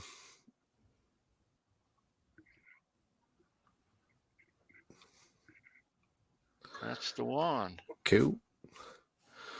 Ty, I don't know if you've noticed, but Tony's got the best fingernails on YouTube. You know, he's a hand model. So Tony has got to be ready. Got to be ready for quite work. collection. Quite the collection. Yeah. Always ready to display. Yeah, I've got a Miles Kennedy pick from the first Conspirators tour. Nice. So Nice. this was Nice. Miles. Yeah. That's cool. And then everything else you've already seen. Everything else I have, Tony's already gotten spades.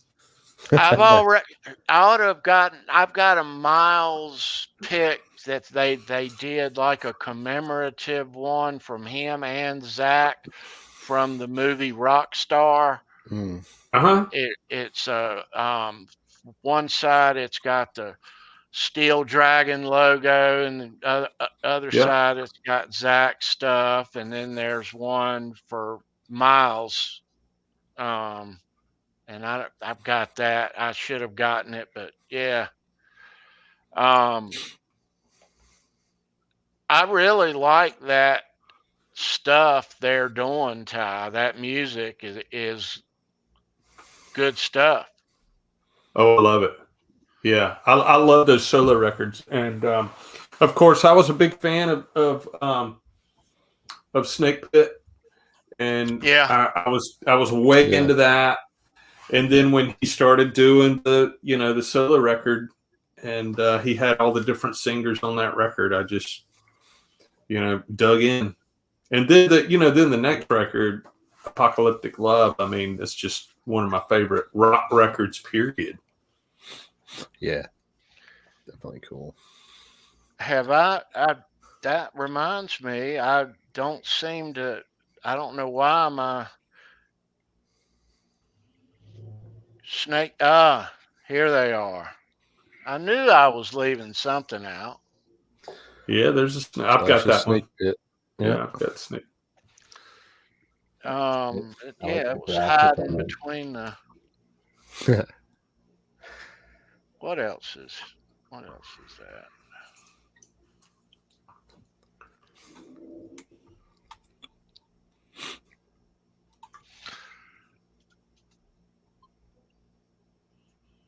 Cool. Mm-hmm. Chinese.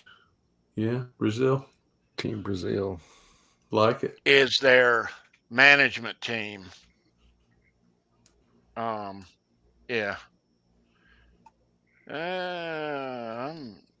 I was leaving something. Oh, here's a pretty rare one, Ty, and you'll like this one. And these are really hard to come by. I had to peck and hunt to find this. But in this band, in 95, 96, right after the first incarnation of this band. Mm-hmm. Yeah, Gilby. Nice. Yeah, he was in that band. That's a great. Yes, I love that color. Awesome color too. Yeah. I almost left those suckers out. Is that like an orange or like a Ferrari red? Yeah, it looks like an orange. It's an orange, but that's the whole. That's all of them. That's all of them. Yeah. That's sweet. Yeah.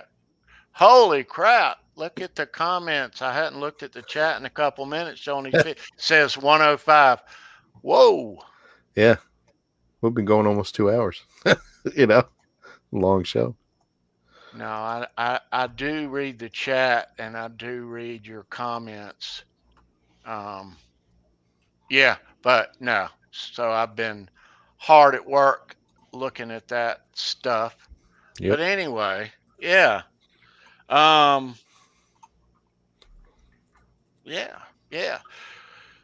We talked backstage, Ty. You mentioned Reckless Road. Yes. It's a must. I think that this is probably my favorite book on Reckless Road. It is. And the premise of this book is that the early prior to Ash and Steven and Duff connecting with Axel and Izzy. And everything in here is documented. I mean, the show where they debut Paradise City for the first time, in here. The show where they debut Jungle for the first time, in here. Yes, it is. That's cool. Slash's guitars that are featured in this book may surprise a lot of people. I mean, here he is on stage. If you want to hold something up, I'll highlight you, Ty. Yeah, here he is on stage right here with a warlock. Warlock. I mean, things that just, for all the guitar nerds out there like us, things you're going to get pretty excited to see. How about this? I mean, I had never seen this photo until this book, but there he is playing a Strat. Yeah. Yeah. I mean, just stuff that you wouldn't see. This was really interesting because there's been a lot of speculation. All kinds of ways. All right. So inside Appetite, you see where they thank Jackson Guitar Company in the liner notes. Where here he is playing a Jackson Firebird. And here's a better picture of the body of the Firebird in a live show. So there's been a lot of speculation. Like for those that like to geek out and play this material, there's some pinch harmonics like in Night Train that seem to wiggle around a little bit. That doesn't happen when you're playing a guitar with an ABR bridge on it, tailpiece. So, I mean, there's been pictures of him holding a Jackson soloist during the Appetite sessions. So the track that was it one of those soloist tracks? Well, it's kind of like someone blew my mind the other day because I was researching one of my favorite Eddie Van Halen tones, which is with the original Marshall, but it's the raw or the basis to the raw guitar tone for Top of the World. It's thought to be for several other big tracks. It's disputed, but it's basically the 58 Carina Flying V into the Marshall and effects that are added at the board. And people are like, no way. Like they when they hear that Top of the World, the way that track sounds and the way that fits into that album, people think it's this real kind of modern sound, but they said no, it was that old Marshall and that Flying V in the studio. Now he played a Mockingbird on this past tour, that green one. Yeah. I've seen him with Mockingbirds. I mean, he was playing them with he's playing them in the You Could Be Mine video, I believe. I mean, he had that red Mockingbird, Tony. I think, and he used it in Velvet too. He used it in Velvet Revolver. Yeah. But that green Mockingbird that he played on that last run was pretty incredible. Yeah. On that one song too. Yeah, but I think that this book is like some of the coolest. Everything in here is just so well documented. One thing that I thought was cool is, here they are prior to being signed, and there's a flyer with Play Guns and Plain Jane. Plain Jane was Janie Lane's band, prior to Warrant. This is the book right here. Every Guns N' Roses fan should have this book, Reckless Road. This cover shot, and we all know that shot. For those of you that don't know, the author of this book is Mark Cantor, who owns Cantor's Deli in L.A. Long time, well-known eatery. But yeah, Mark, basically, they called him the sixth member of the band, and he would go to show and just video everything they did. Everything. That's good stuff to have, It's good when someone does that. Yeah. Document stuff like that, You're never gonna see a lot of that stuff. Because you can, lose some digital stuff, but if you got a hard copy of that, it's awesome. Oh yeah. Yeah. Awesome. And he did such a great job with the photography. He did. And a lot of things get answered for us in the guitar geekdom world about when he was playing, say, like the Derrig. Okay. And then when he was playing the Max. Yeah. So lots of, and because all of this is dated and documented so well, you can kind of track his evolution of when they were writing what songs when and what gear he was using along the way. Right.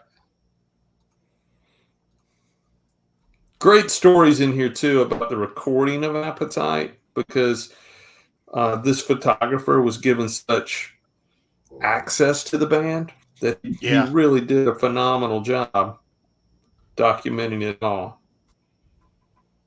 Tony, I think one of the flyers that you showed is right here.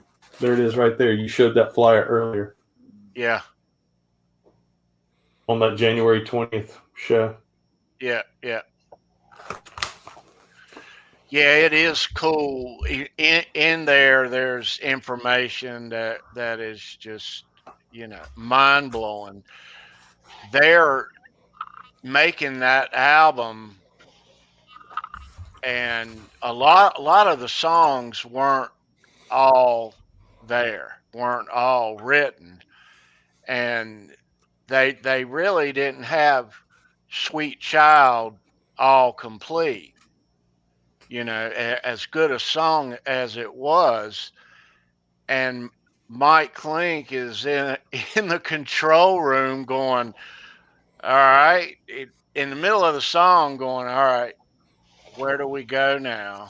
And Axl just starts singing, where do we go? And the band breaks down, and they're like, what are we going to do? Where do we? And he said, perfect, keep it. Yeah, that's and awesome. That's where that part, where do we go now? Where did it was just from, they didn't know in at the time how the song actually was going to go. So, on the 30th anniversary of Appetite, that they released in the last couple of years, on the extended edition of that release, you get all those demos. I mean, you can hear what it sounded like, prior to them, going out and recording Appetite, because they demoed them. They demoed a lot of these songs first. And so you can hear how Night Train is What's interesting is the way they're playing Night Train now on the intro and on the outro is very similar to the original demo, the way they originally wrote the song. Now it was changed when they recorded it for the Appetite. But going back and listening to how raw some of those songs were is super cool. Did you get that remastered stuff when that big box came out? The $900 and you get the memorabilia and all the stuff in it. I already had all that stuff, or most of it anyway, so I wasn't going to give them $1,000. But I did buy the remastered, and it came with a remastered copy of Appetite, and it's another one. It's got alternate versions of various songs in there. Night Train, Paradise, Welcome to the Jungle. Yeah, really cool alternate stuff that I had never heard. Yeah, some of them are a long way away from the way they ended up. Yeah. Yeah. But they wanted a lot of money. We inquired, Ty, going to Winston-Salem about getting VIPs. I mean, I love that kind of stuff. I ain't made of money, but I don't mind it. So they wanted like $2,100 or $1,900, and you got to sit down in that bar area. You remember that little place, the roped off area down there. You got to sit there. You got to walk across the stage in the afternoon. Just walk across the stage in a line. You got the goodie bag that had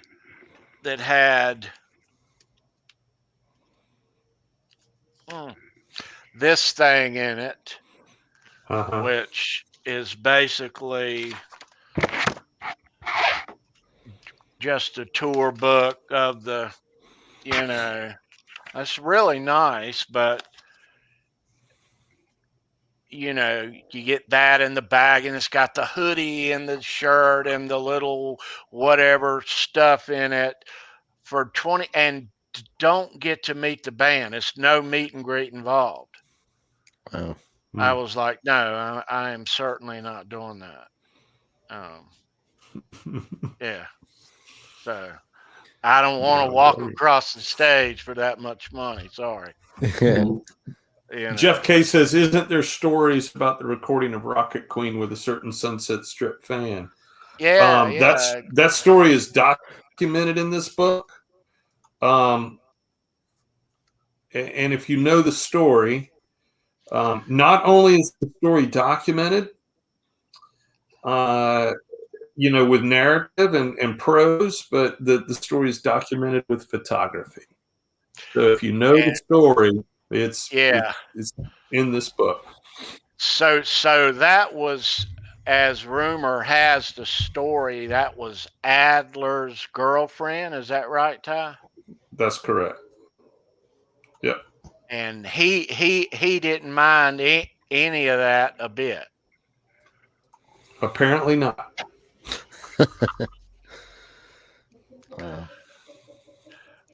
I was looking at, you guys were talking about VIP stuff.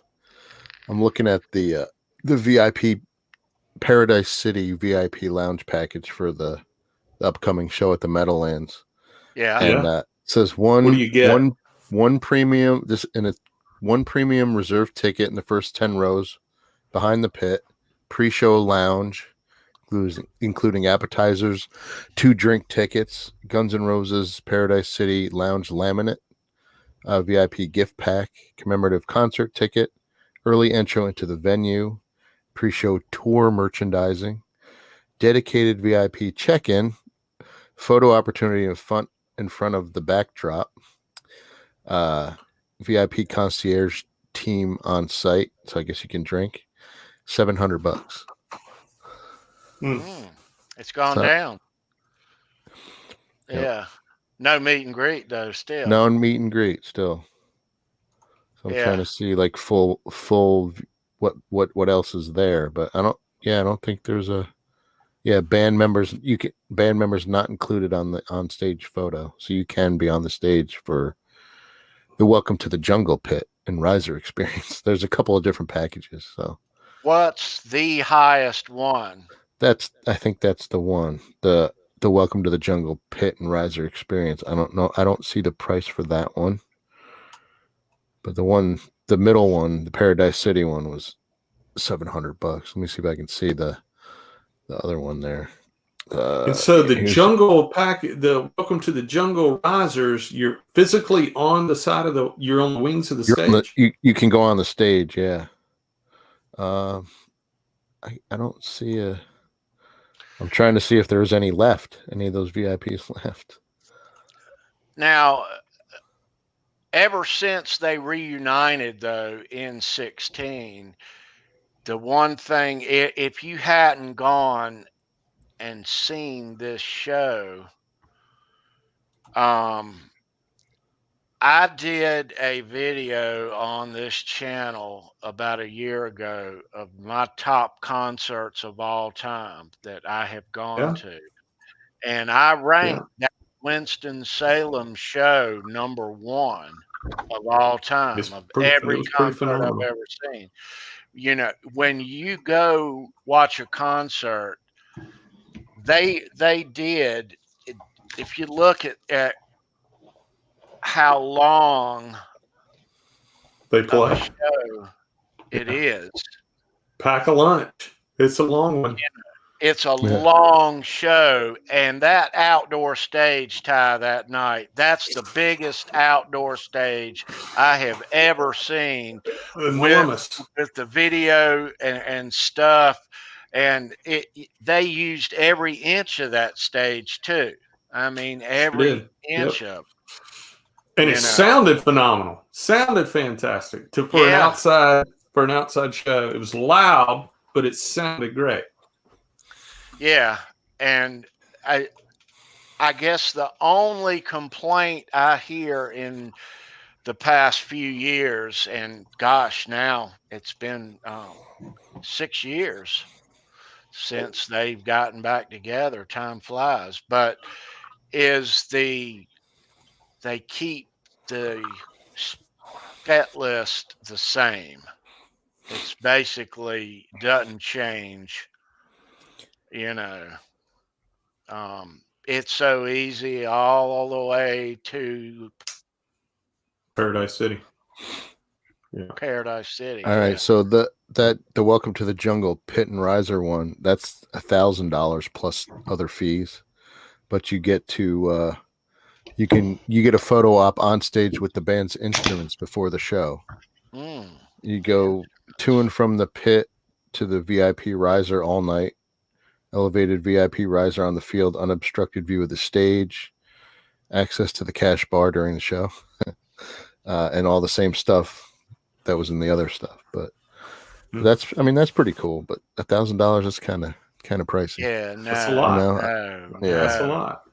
It is a lot. Honestly, if I'm gonna, people will pay it though. I think people will pay it. If I'm gonna drop that for one night, I would honestly, at this point in my life, you know, after being a father, you know, I don't know, and it's not anyone else's experience, just me personally, I would much rather like buy 3, 4, 5, whatever beginner guitars and donate them to like the local school or school of rock here or something like that. Yeah, you know, that's a lot of money. Not some kid that you know, couldn't afford a guitar otherwise, you know. Now, Ty, we sat stage right at that outdoor show about a quarter of the way back, up in the seats, about a quarter of the way up. So it wasn't, if you see the YouTube clip of Sweet Child of that Winston show, that was approximately our view. Okay, cool. Yeah. So I was, well, you know what side of the stage I'm buying tickets for. So I was probably right across the field from you, because I was off the field, and I was right. We were down close to the field, but we had great seats that night. Yeah. Great seats. Yeah. And it was a fun show. It's interesting that you put that as the best show you've ever seen. Yeah. Because I've seen them, a couple dozen times, and that's the best that I had ever seen the band. Yeah. I mean, it was a really, really strong show. And the show that I saw in Charlotte, Tony, inside in the Spectrum Center. It was great too. It wasn't as long as the Winston show was. Yeah. No. That was a great show too. It was. Yeah. Now there at that show, I was right in the middle of the stage, all the way back in the very back at the bottom where they go up. I was all the way in the back. Yeah. Yeah. I was off the floor on that one too. Stage left. Yeah. And like you said earlier, that was the first show of that leg, and you could tell they were still working a few things out. Remember how they had to take a break for a minute to fix the carpet? Yeah. I remember that. Yeah. It wasn't applied right or something. I don't know what was going on. He didn't get mad though. No, it just wasn't working. Yeah. I mean, by working, I meant it wasn't installed on the stage properly. Yeah. I remember. And he kept exiting the stage left. Remember that? Yeah. He had a little tent there. Yeah. Oh yeah. Yeah. I remember outside of that place after the show was a couple of guys playing drums on. Oh yeah, I walked right by them. Yeah, and they were good as hell though. Yeah, I mean, you see the guys playing buckets, but guys had all kind of buckets, and they were killing it. Oh, you see those guys all the time in New York City, in the subway and stuff. These guys are amazing too. DC, Philly, amazing. Man. Baltimore. Yeah, they are. Yeah. They go for hours, man. Some of the arms on those guys from just drumming for hours, man.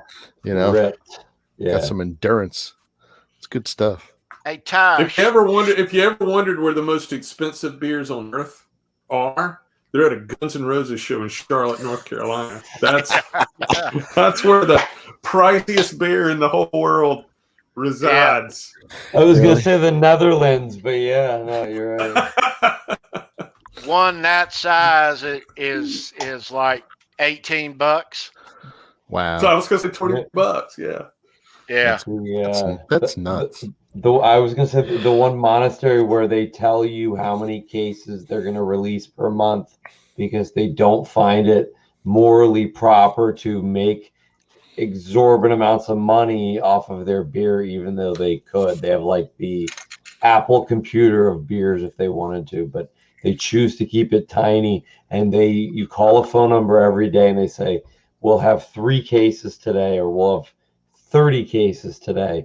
And you come and you can only get 2 cases. You pay in cash and you drive off. And they're real monks at this brewery. So if you find this beer, say in New York City, they'll charge you $40 to $50 a bottle because it's so difficult to come across. But it's pretty good. I mean, my brother had some, but it's a Belgian beer, but it's just more the legend too, that like a 59 Les Paul, it's tough to get it, it's tough to obtain, so that is kind of the mystique. Yeah. A couple of years ago, Slash and his wife had an auction. They were separating, and they auctioned off a bunch of stuff, a bunch of clothing of his, and all kind of stuff. But these necklaces in the Slash auction,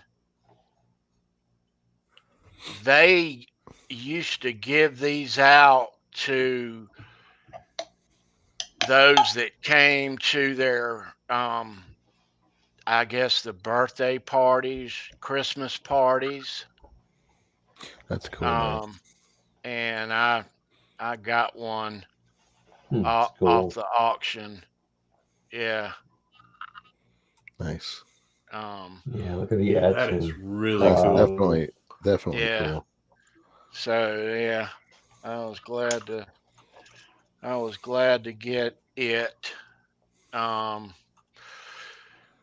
So Ty, you got a Les Paul / Les Paul back there? I do. Paul? Yeah. Let's see it. All right.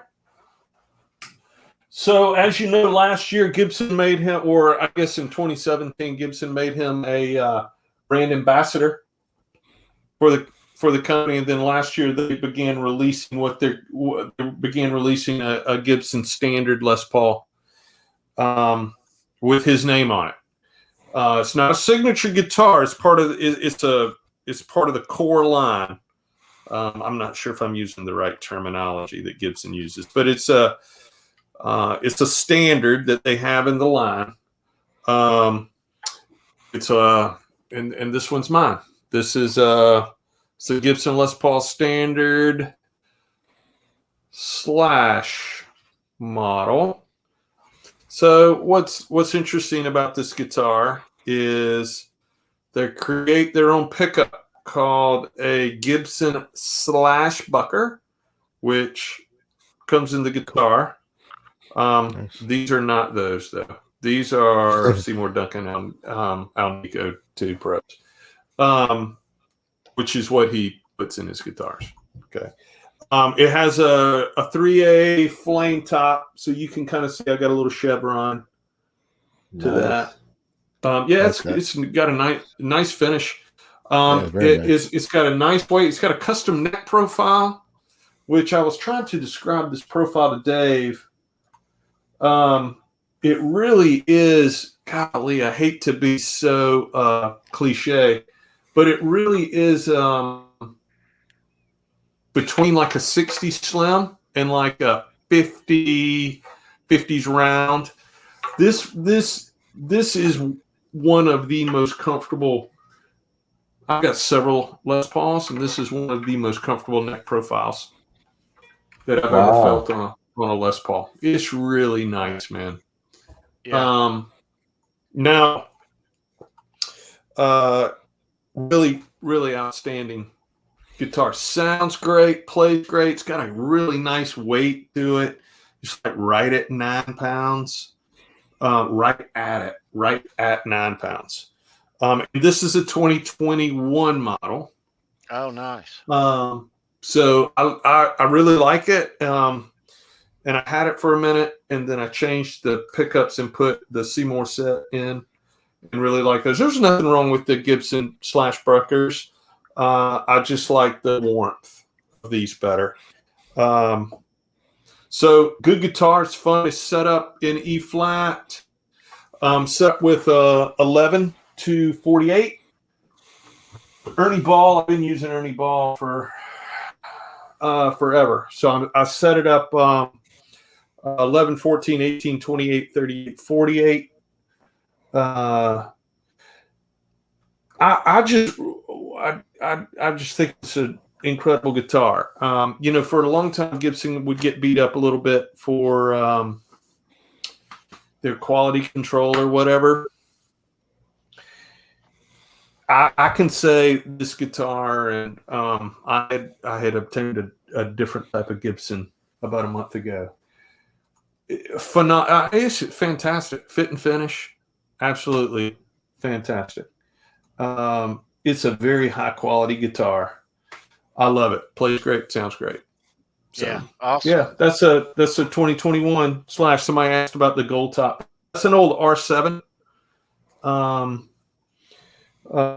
call it the mule because it is stocked with bare knuckle mules in the back. So, if you're going to do a GNR thing, you got a tobacco burst, which I fell in love with when he was doing the Velvet Revolver stuff. I loved that tobacco that he was playing then. And then the gold top's just been part of who he is for a long, long time. And that happens. I got a couple gold tops, and that happens to be my favorite one. Yeah. So, yeah. And now this one right here is, even though it's an R7, it does not have a big chunky neck. The neck profiles are really close. Really close, which is different. There's a really interesting neck profile on this Slash model. It's cool. If you're a Les Paul guy, you'll like it. Mike, you like the mules? Man, I love the mules. I think that they are some of the best sounding pickups made. That guitar too, I think that this gold top kind of cool. It's got some wear and tear on it. I love gold. This has got an RS Guitar Works wiring kit in here. It's been in here for a long time. It's their modern vintage wiring kit with the bare knuckles, Tone Pros, and Tone Pro. These are Tone Pros as well. These Cluson looking Tone Pros, super tight. And then I had a new nut cut.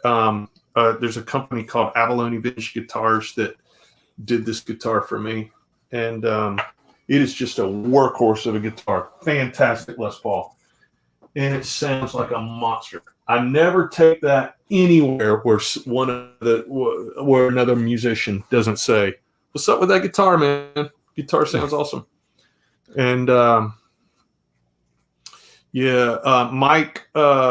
Mike says he puts a mule in the neck and a riffraff in the bridge. That's hilarious, man. I've got another guitar that's got a riffraff in it. I love that pickup too.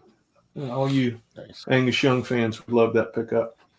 But yeah, that's that Guns N' Roses tone type thing. I guess that's really the first part of the signal chain. I guess it starts with this bad boy right here, Dunlop 1.14. Starts there, and then in these Ernie balls right here, these 11s. Yeah. Right. That's the beginning of it. That's the beginning of all of it. There's been a lot of. Yep. No. What? Go ahead. No, after you, Ty. No, there's been a lot of. I get asked a lot of questions sometimes. Tone wise. What kind of speakers did he use on Appetite? And I think for a long time, people. I think the debate. I think there's a debate, and I don't guess anybody really knows. I've read where some people believe firmly that they were V30s that he used in the cab. Other people believe that they were greenbacks. A lot of discussion about which amp he used. He did use a modded Marshall that he rented from SIR. Some people believe it was an amp called a 34. Some people, believe it was an amp called a 39. Some people believe it was a 36, number 36, and then some people believe that an amp called a number 34 was made to emulate the 39. Some people believe he only used the 39 in pre-production. So I don't really know. I just know it was a modded Marshall sound. And when I want to play through a modded Marshall sound, I use a Friedman. And so I like to plug those into a Friedman small box, and it's a fun time. Is that rock and roll? Is yours the small box 50? Mine's a small box 50.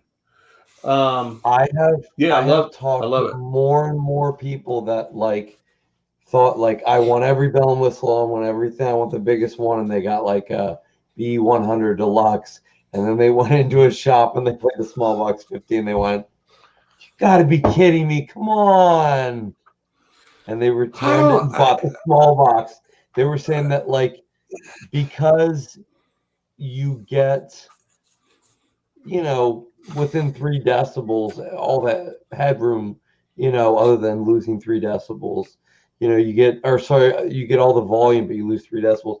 But other than that, everything being the same, your headroom comes down, so you can get to the point where you actually use the volume from the amp before you have to turn it way down with a master and mic it, kind of thing, Yeah, I don't know, Tom. I don't know why, Tom. I wish I had some sort of really cool, profound thing to say about small box versus B, whether it's the B, because they make a B Deluxe, they make a 50, they make the B100.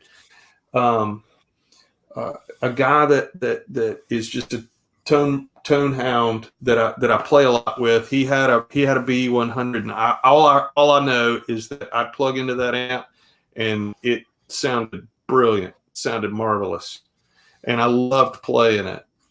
But there's something about the small box for me that just seems to work for me. Mm-hmm. Yeah, and it just became what I preferred.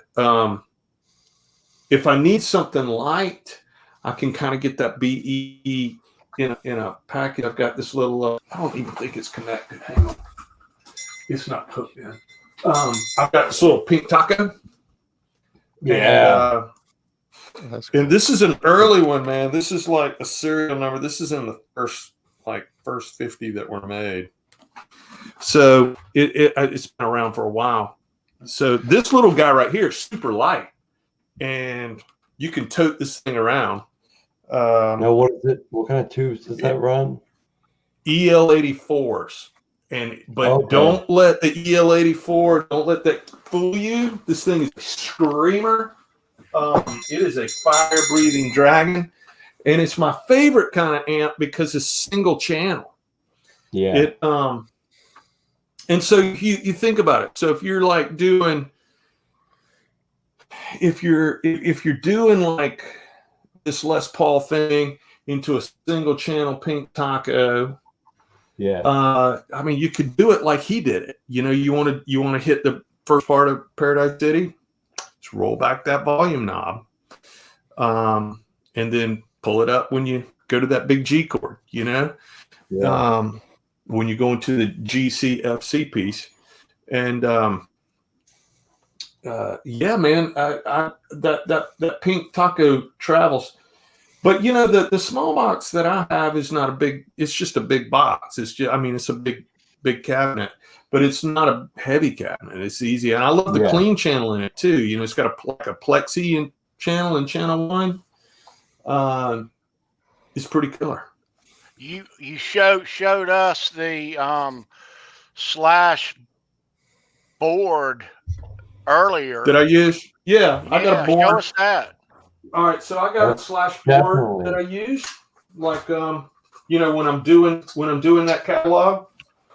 And all right, so this has got a built-in snake on it, so that it's really mobile. So let me get this out of the way. So here's a little small board. Let me put this on camera a little better. All right, so here's a slash inspired small board. This can be run all in front, or it can be, or I can run some of it in a loop. Now, this board is inspired by his B-Rig board, which is a smaller setup that he uses. I mean, he's pretty minimal on effects. I mean, this bad boy, this guy right here, is the most important effect on the board. This wah pedal. So this is that's his signature wah, and the signal chain, like the way this one's set up right now, because last night I was using an amp with a loop in it. So this H9 is sent through the loop, and it's used very sparingly. I barely use this really when I'm doing that set. I mean, this is jungle right here. It's the only time that really gets used. This guy really only gets used on Paradise City, but I will use this H9. That'll give me a chorusing effect for, say, Paradise City. I'll also use it for some solo delays, like if Rocket Queen or Civil War, November Rain, that kind of thing. And then I use this guy. This guy's here. This OD one, this BEOD pedal is here, just in case I'm not using my amp and I'm using somebody else's. I can always get my preamp tone from this guy. And then this is a solo boost. Very simple, very clean, very transparent. The only thing that's not on this board that I will use when I'm doing that is 10-band EQ. You do any rig rundown with his techs, you'll see that he used everything from like a Boss GE7 to an MXR 10-band EQ. I mean, I think right now he's using the black box MXR. It's really kind of a secret weapon to a lot of different tones, and that's the only thing that's not on this board. And then wireless, I use a real simple Line 6G50 wireless, super easy, and a Furman power conditioner, and you're there. That's it. It's a real simple rock and roll. That's cool, man. Kind of setup. What are your gigs these days, Ty? Do you play? Well, obviously it's not much here with COVID, but what is your? Well, I've been very lucky. I've been very fortunate that I can do some sideman work. Not with this setup, but some sideman work. Everything from rock and roll music to country music. And sometimes those two things are kind of hard to differentiate between these days. And so good bit of sideman work. And then I do this GNR thing. And that's a ton of fun. And me and some friends during this COVID environment have decided we're going to do something interesting together. That's been in the works for quite a while. Kind of a rock and roll thing, and we'll announce that whenever it's ready. It's not going to be anything earth shattering or life changing. It'll just be four middle-aged guys pretending we're not four middle-aged guys playing loud rock and roll music. And what's better than that, man? It'll be fun. It'll be fun. They're all super great players, and so it's always inspiring when you get around other players that inspire you to be more expressive, to be a better player. So I'm really just starting my guitar playing at age 52. I never really played, growing up, and but I got into building the cigar box ones a couple of years ago, and then I just got into, you know, other guitars and looking at other stuff and parts casters and all different kinds of things, and I love it. I just wish my fingers worked better. So it's, you know, Perfect. Yeah. Hey man, you're playing guitar. That's, you know, that's amazing. If it brings you joy, it really do does. it. Yeah. You know, it really does. And that's what it's about, you know. Yeah, it doesn't matter how old you are. So that's, you know, that's my story. I mean, if you haven't started yet, still time. You know. No, listen. I mean, it really don't. I tell guys this all the time. You know, don't play for others. Play for you, man. Find something that turns you on. And play for you, because my journey is going to be different from your journey, which is different from Tom's journey, which is different from Tony's journey. We're all on a different path, all of us. So do whatever it is that makes you happy. Do it. Whatever kind of music makes you happy, do it and share it, because I have something I can learn from you, Brendan. So share it. And Tom has something he can learn from you. So I appreciate that, because sometimes you're like, oh man, what am I trying to do? You get a little frustrated, but you go through it, you push through, and you keep going and continue to learn. So that's why it's great, you know. And when you learn something, make sure you share that with another player, because it may be something that they haven't, or if they've learned it, maybe they haven't looked at it the same way you looked at it. And any kind of information you can share benefits you as much as benefits the person you're sharing it with. And so learn definitely good advice. And share. Great advice. Yeah. You got some stuff you're working on this week, B, right? I am. What's that? I am working on some stuff. What what, Tony? Like you got What's up, Zach? Is in the midst of creating a line of EPH inspired cigar box guitars. Yeah, I mean, are you wanting me to show anything or no? Maybe you better not at this point. Yeah, not yet. It's kind of a secret, but I'm working on some EVH themed Stripe series cigar box guitars, and I was a little bit worried, and that's something new, because I don't normally paint my cigar boxes when because they're gorgeous the way they are, but I talked to Tony about this and some other people, and was like, let me try this. And so I took a couple that I had a bunch of, sanded them down, used different techniques to paint them and do other things. And honestly, they turned out pretty good, and if you make a mistake, I could say, hey man, it's relict. What do you want? It's awesome. So we'll see. We'll see how everybody feels about them when they get shown, but I think you'll like them. And you, Tommy, you're in the middle of a Stripe build as well, huh? Yeah, I have to redo a bunch of mine.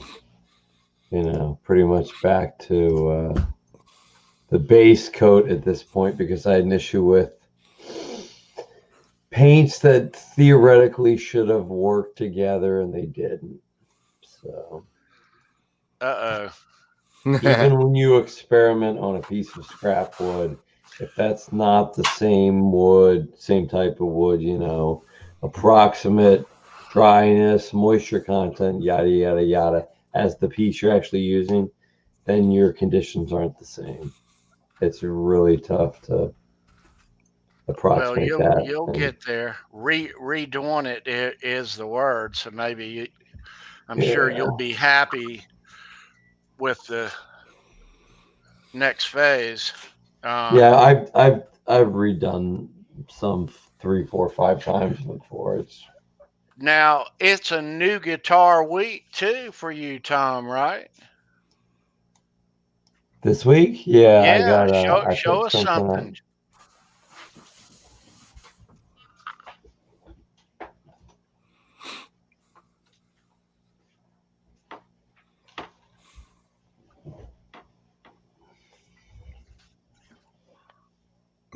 Nice. What we got there? Yeah, that's awesome. Gorgeous. Musicraft neck and K&E body. So Nice. yeah, I don't know exactly what I'm going to do with it. Excuse me. Yet at this point, but you know, A lot of options.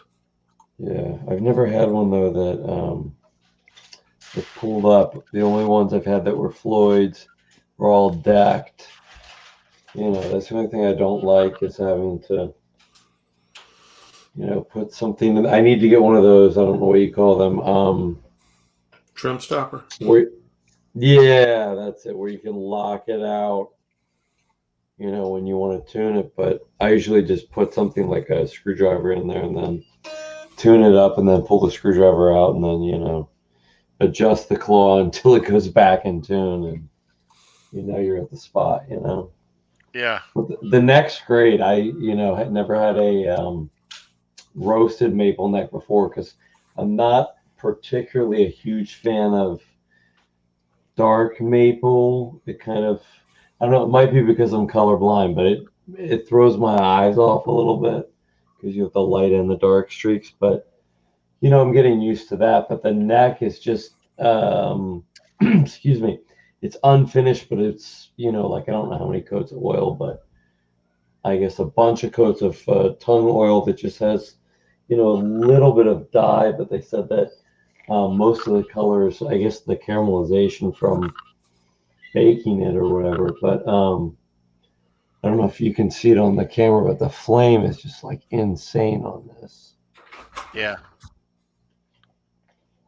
But I'm just trying to figure out what I want to do because I'm not a big fan of. You know, I like the neck. I like the beak neck. Yeah, I'm not It's a big beautiful. fan of. I'm not a big fan of plain, you know, grain bodies if there's no figure to them. You know, like that needs to be something opaque. You know. Yep. It's a gorgeous piece of wood on the neck. Yeah, gorgeous. yeah. That's why I, you know, I saw it and I was like, that's right up my alley. You know. But the Is neck, that what you bond with first, Tom? Do you bond with a neck first? Is that what defines the playing experience for you? A $900 neck on $100 Squire body every day of the week, or $50 Squire body, and a $50 pickup and a free wiring harness from a buddy, and you know that's it. I'm exactly the same. When I was a kid, I thought it was the body, and I don't know what I was thinking for me now, and maybe for someone now they think the opposite. So nothing against that, but for me personally, if I don't connect with that neck, it's like same. Same. That's the feel of the neck can just ruin the whole feel of the guitar for me. Yeah, you know, yeah. like now, if I can't get on with the neck, the rest of it's got to go too. I'll tell you, I've had some necks that I got to show you this real quick. Hold on, give me a second because I can't illustrate it without the neck, but it needs repair now. But hold on. There it is.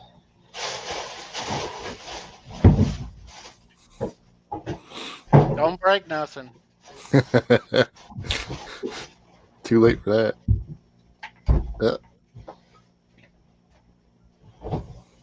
So I played this neck for years, and it just wore through, you know, the finish on the front. Yeah. And it needs a new nut and it needs a refret at this point because you probably can't see on the camera, but they're just divoted like really far down. But it's a great neck. I mean, it's a solid neck. But the best part about it is that it's just rolled so well. It's a Schecter from like the custom shop. Supposed to be from like when they were in Dallas, early to mid 80s, I guess. But man, it's just like a great neck. I have the whole guitar.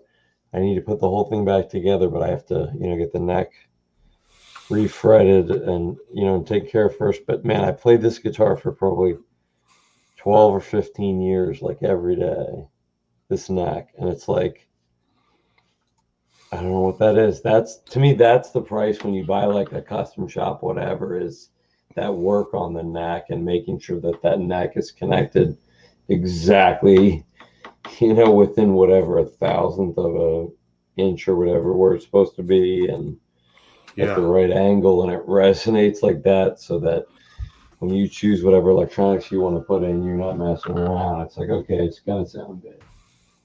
Man, if you played that for 15 years, I bet it's got some stories. Yeah. Literal blood. Yeah, man. I bet. Yeah. I bet. Guys. Yeah, let's give that one away, man. Give it away now. That's the beauty. This goes all the way back to 1991. Nice. Use Your Illusion tour. All right, chat.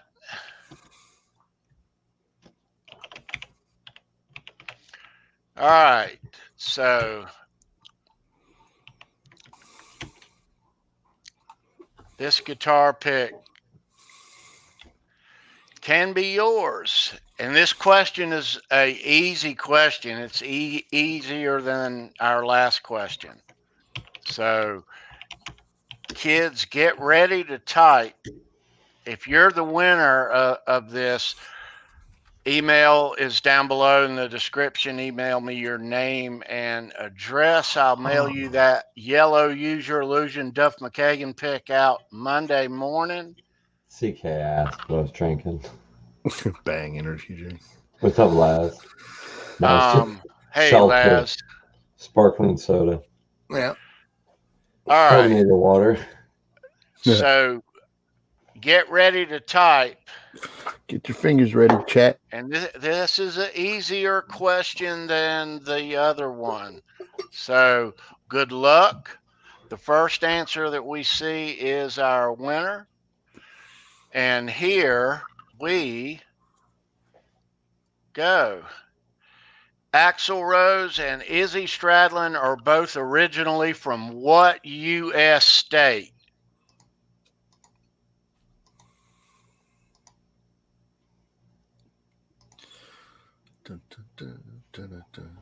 They are both not from Wait What. There it is. There it is. Wow, that was quick. There you go. Trocoli. Trocoli. Chocolate. Indiana. Axl Rose and Izzy Stradlin. They knew each other back in Indiana. Tricoli spent all his prize money having Van Halen play his birthday party. Yeah, cool. Tricoli. Thanks for being here. Yeah. Oh, man. Email me your name and address. Email's down below. I'll mail you this guitar pick out on Monday morning. Thank you for being here, and thank everybody for being here. Yeah, absolutely. This has been a real treat. For me as well. This was a lot of fun, guys. This has been a blast. This has been. I'm looking at the time, and it's after midnight, and I did mention to these guys, Ty, earlier in the week that we may eclipse 3 hours, and we have accomplished that. Hey, Charles Green, good to see you, man. Good to see you. Nice. Charles. Yeah, we normally go hour and a half, sometimes 2. But this has been thank you, our longest show yet, and our grandest show yet. It's been a treat to bring out all this GNR memorabilia and show you guys. I don't get to look at this stuff each day myself, but this has been fun, dude. Has been a lot of fun. And Mr. Ty Price, thank you so much, man. Oh, it's a for pleasure. being here Thank you. tonight. Yeah. So awesome. Pleasure. So awesome. This has been great. Yeah. Am I missing anything, guys? Have I? I don't think so. All right. So, Nope. all right. Now, guys and girls in chat, if you want a cigar box guitar, there is your information. The links are down in the description. Just happen to have one right here. Look at that. Yeah. This is a nice oak neck on there. Smooth. But yeah. And he will make you one to your specs. And keep in mind, though, that here in another week or two, he is going to unveil a number of EVH-inspired striped cigar box guitars. Can't wait to see those. Holy shit. Yeah. No pressure there. No pressure there, right? And we will bring you a promo on those. They'll have a special price on those, predetermined. And yes, you are going to want one. I already want one. Yeah. All right. So thanks, man. With that said, man, it's after midnight here on the East Coast. We've gone a long time. Let's bring in our lovely co-producer here at Show Me Your Pick, the lovely Sandra Pokorney. Hey. Oh, nice. Look at that. Where'd you get that? Cool. You're muted. You're muted. Your mic is muted, my dear.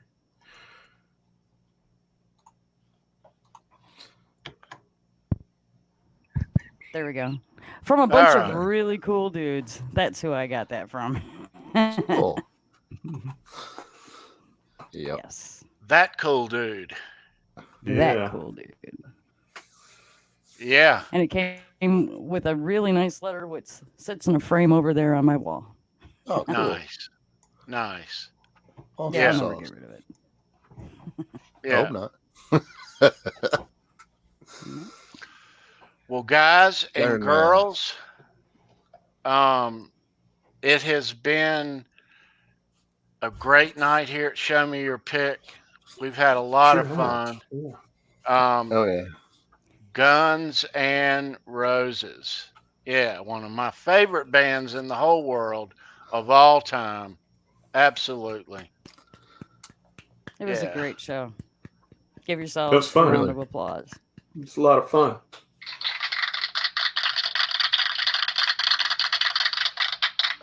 We want to thank Mr. Ty Price. Yeah. Pleasure to be here. For being here tonight. Thank you so much. This has been great, Ty. So you and Dave do a show on Thursday nights, but you're doing Wednesdays for a while, Ty? We're doing a while. Yeah. Going back to Thursdays or staying on Wednesdays for a while? We're not sure yet. You know, we've gotten so much good feedback from Wednesdays, and we're able to be joined by Ben Coombs on Wednesday. We're still trying to figure that out, but we'll be back. That's cool. We'll be back this coming Wednesday. Very special show this week. There's going to be a big surprise this week. And can't wait. I'm really looking forward to the week. Yeah. Awesome. I like the way that sounds. Put it on your calendar, folks. It'll be nice. Yeah. 8 o'clock. Good deal. Nice. 8 o'clock EST. Yeah. Good deal. All right, kids. Everybody in the chat, thank you so much for being here. We love you. Yep. Tune in next Saturday night, 9 p.m. Eastern, for another episode of Show Me Your Pick. We will have a cool band lined up for you to show you some awesome memorabilia, guitar picks, and all kind of stuff. Not sure who that band is going to be yet at this moment, but it'll be a killer for sure. Oh yeah, no doubt. All right, kids. Any last words, guys and gal? Be safe out there, kids. Peace. Yeah. Eat more fruit cups. Eat more fruit cups. Good advice. All right, everybody, have a great weekend. Have a great week this coming weekend. Nice to see you. We will be back next week. See ya. Take care.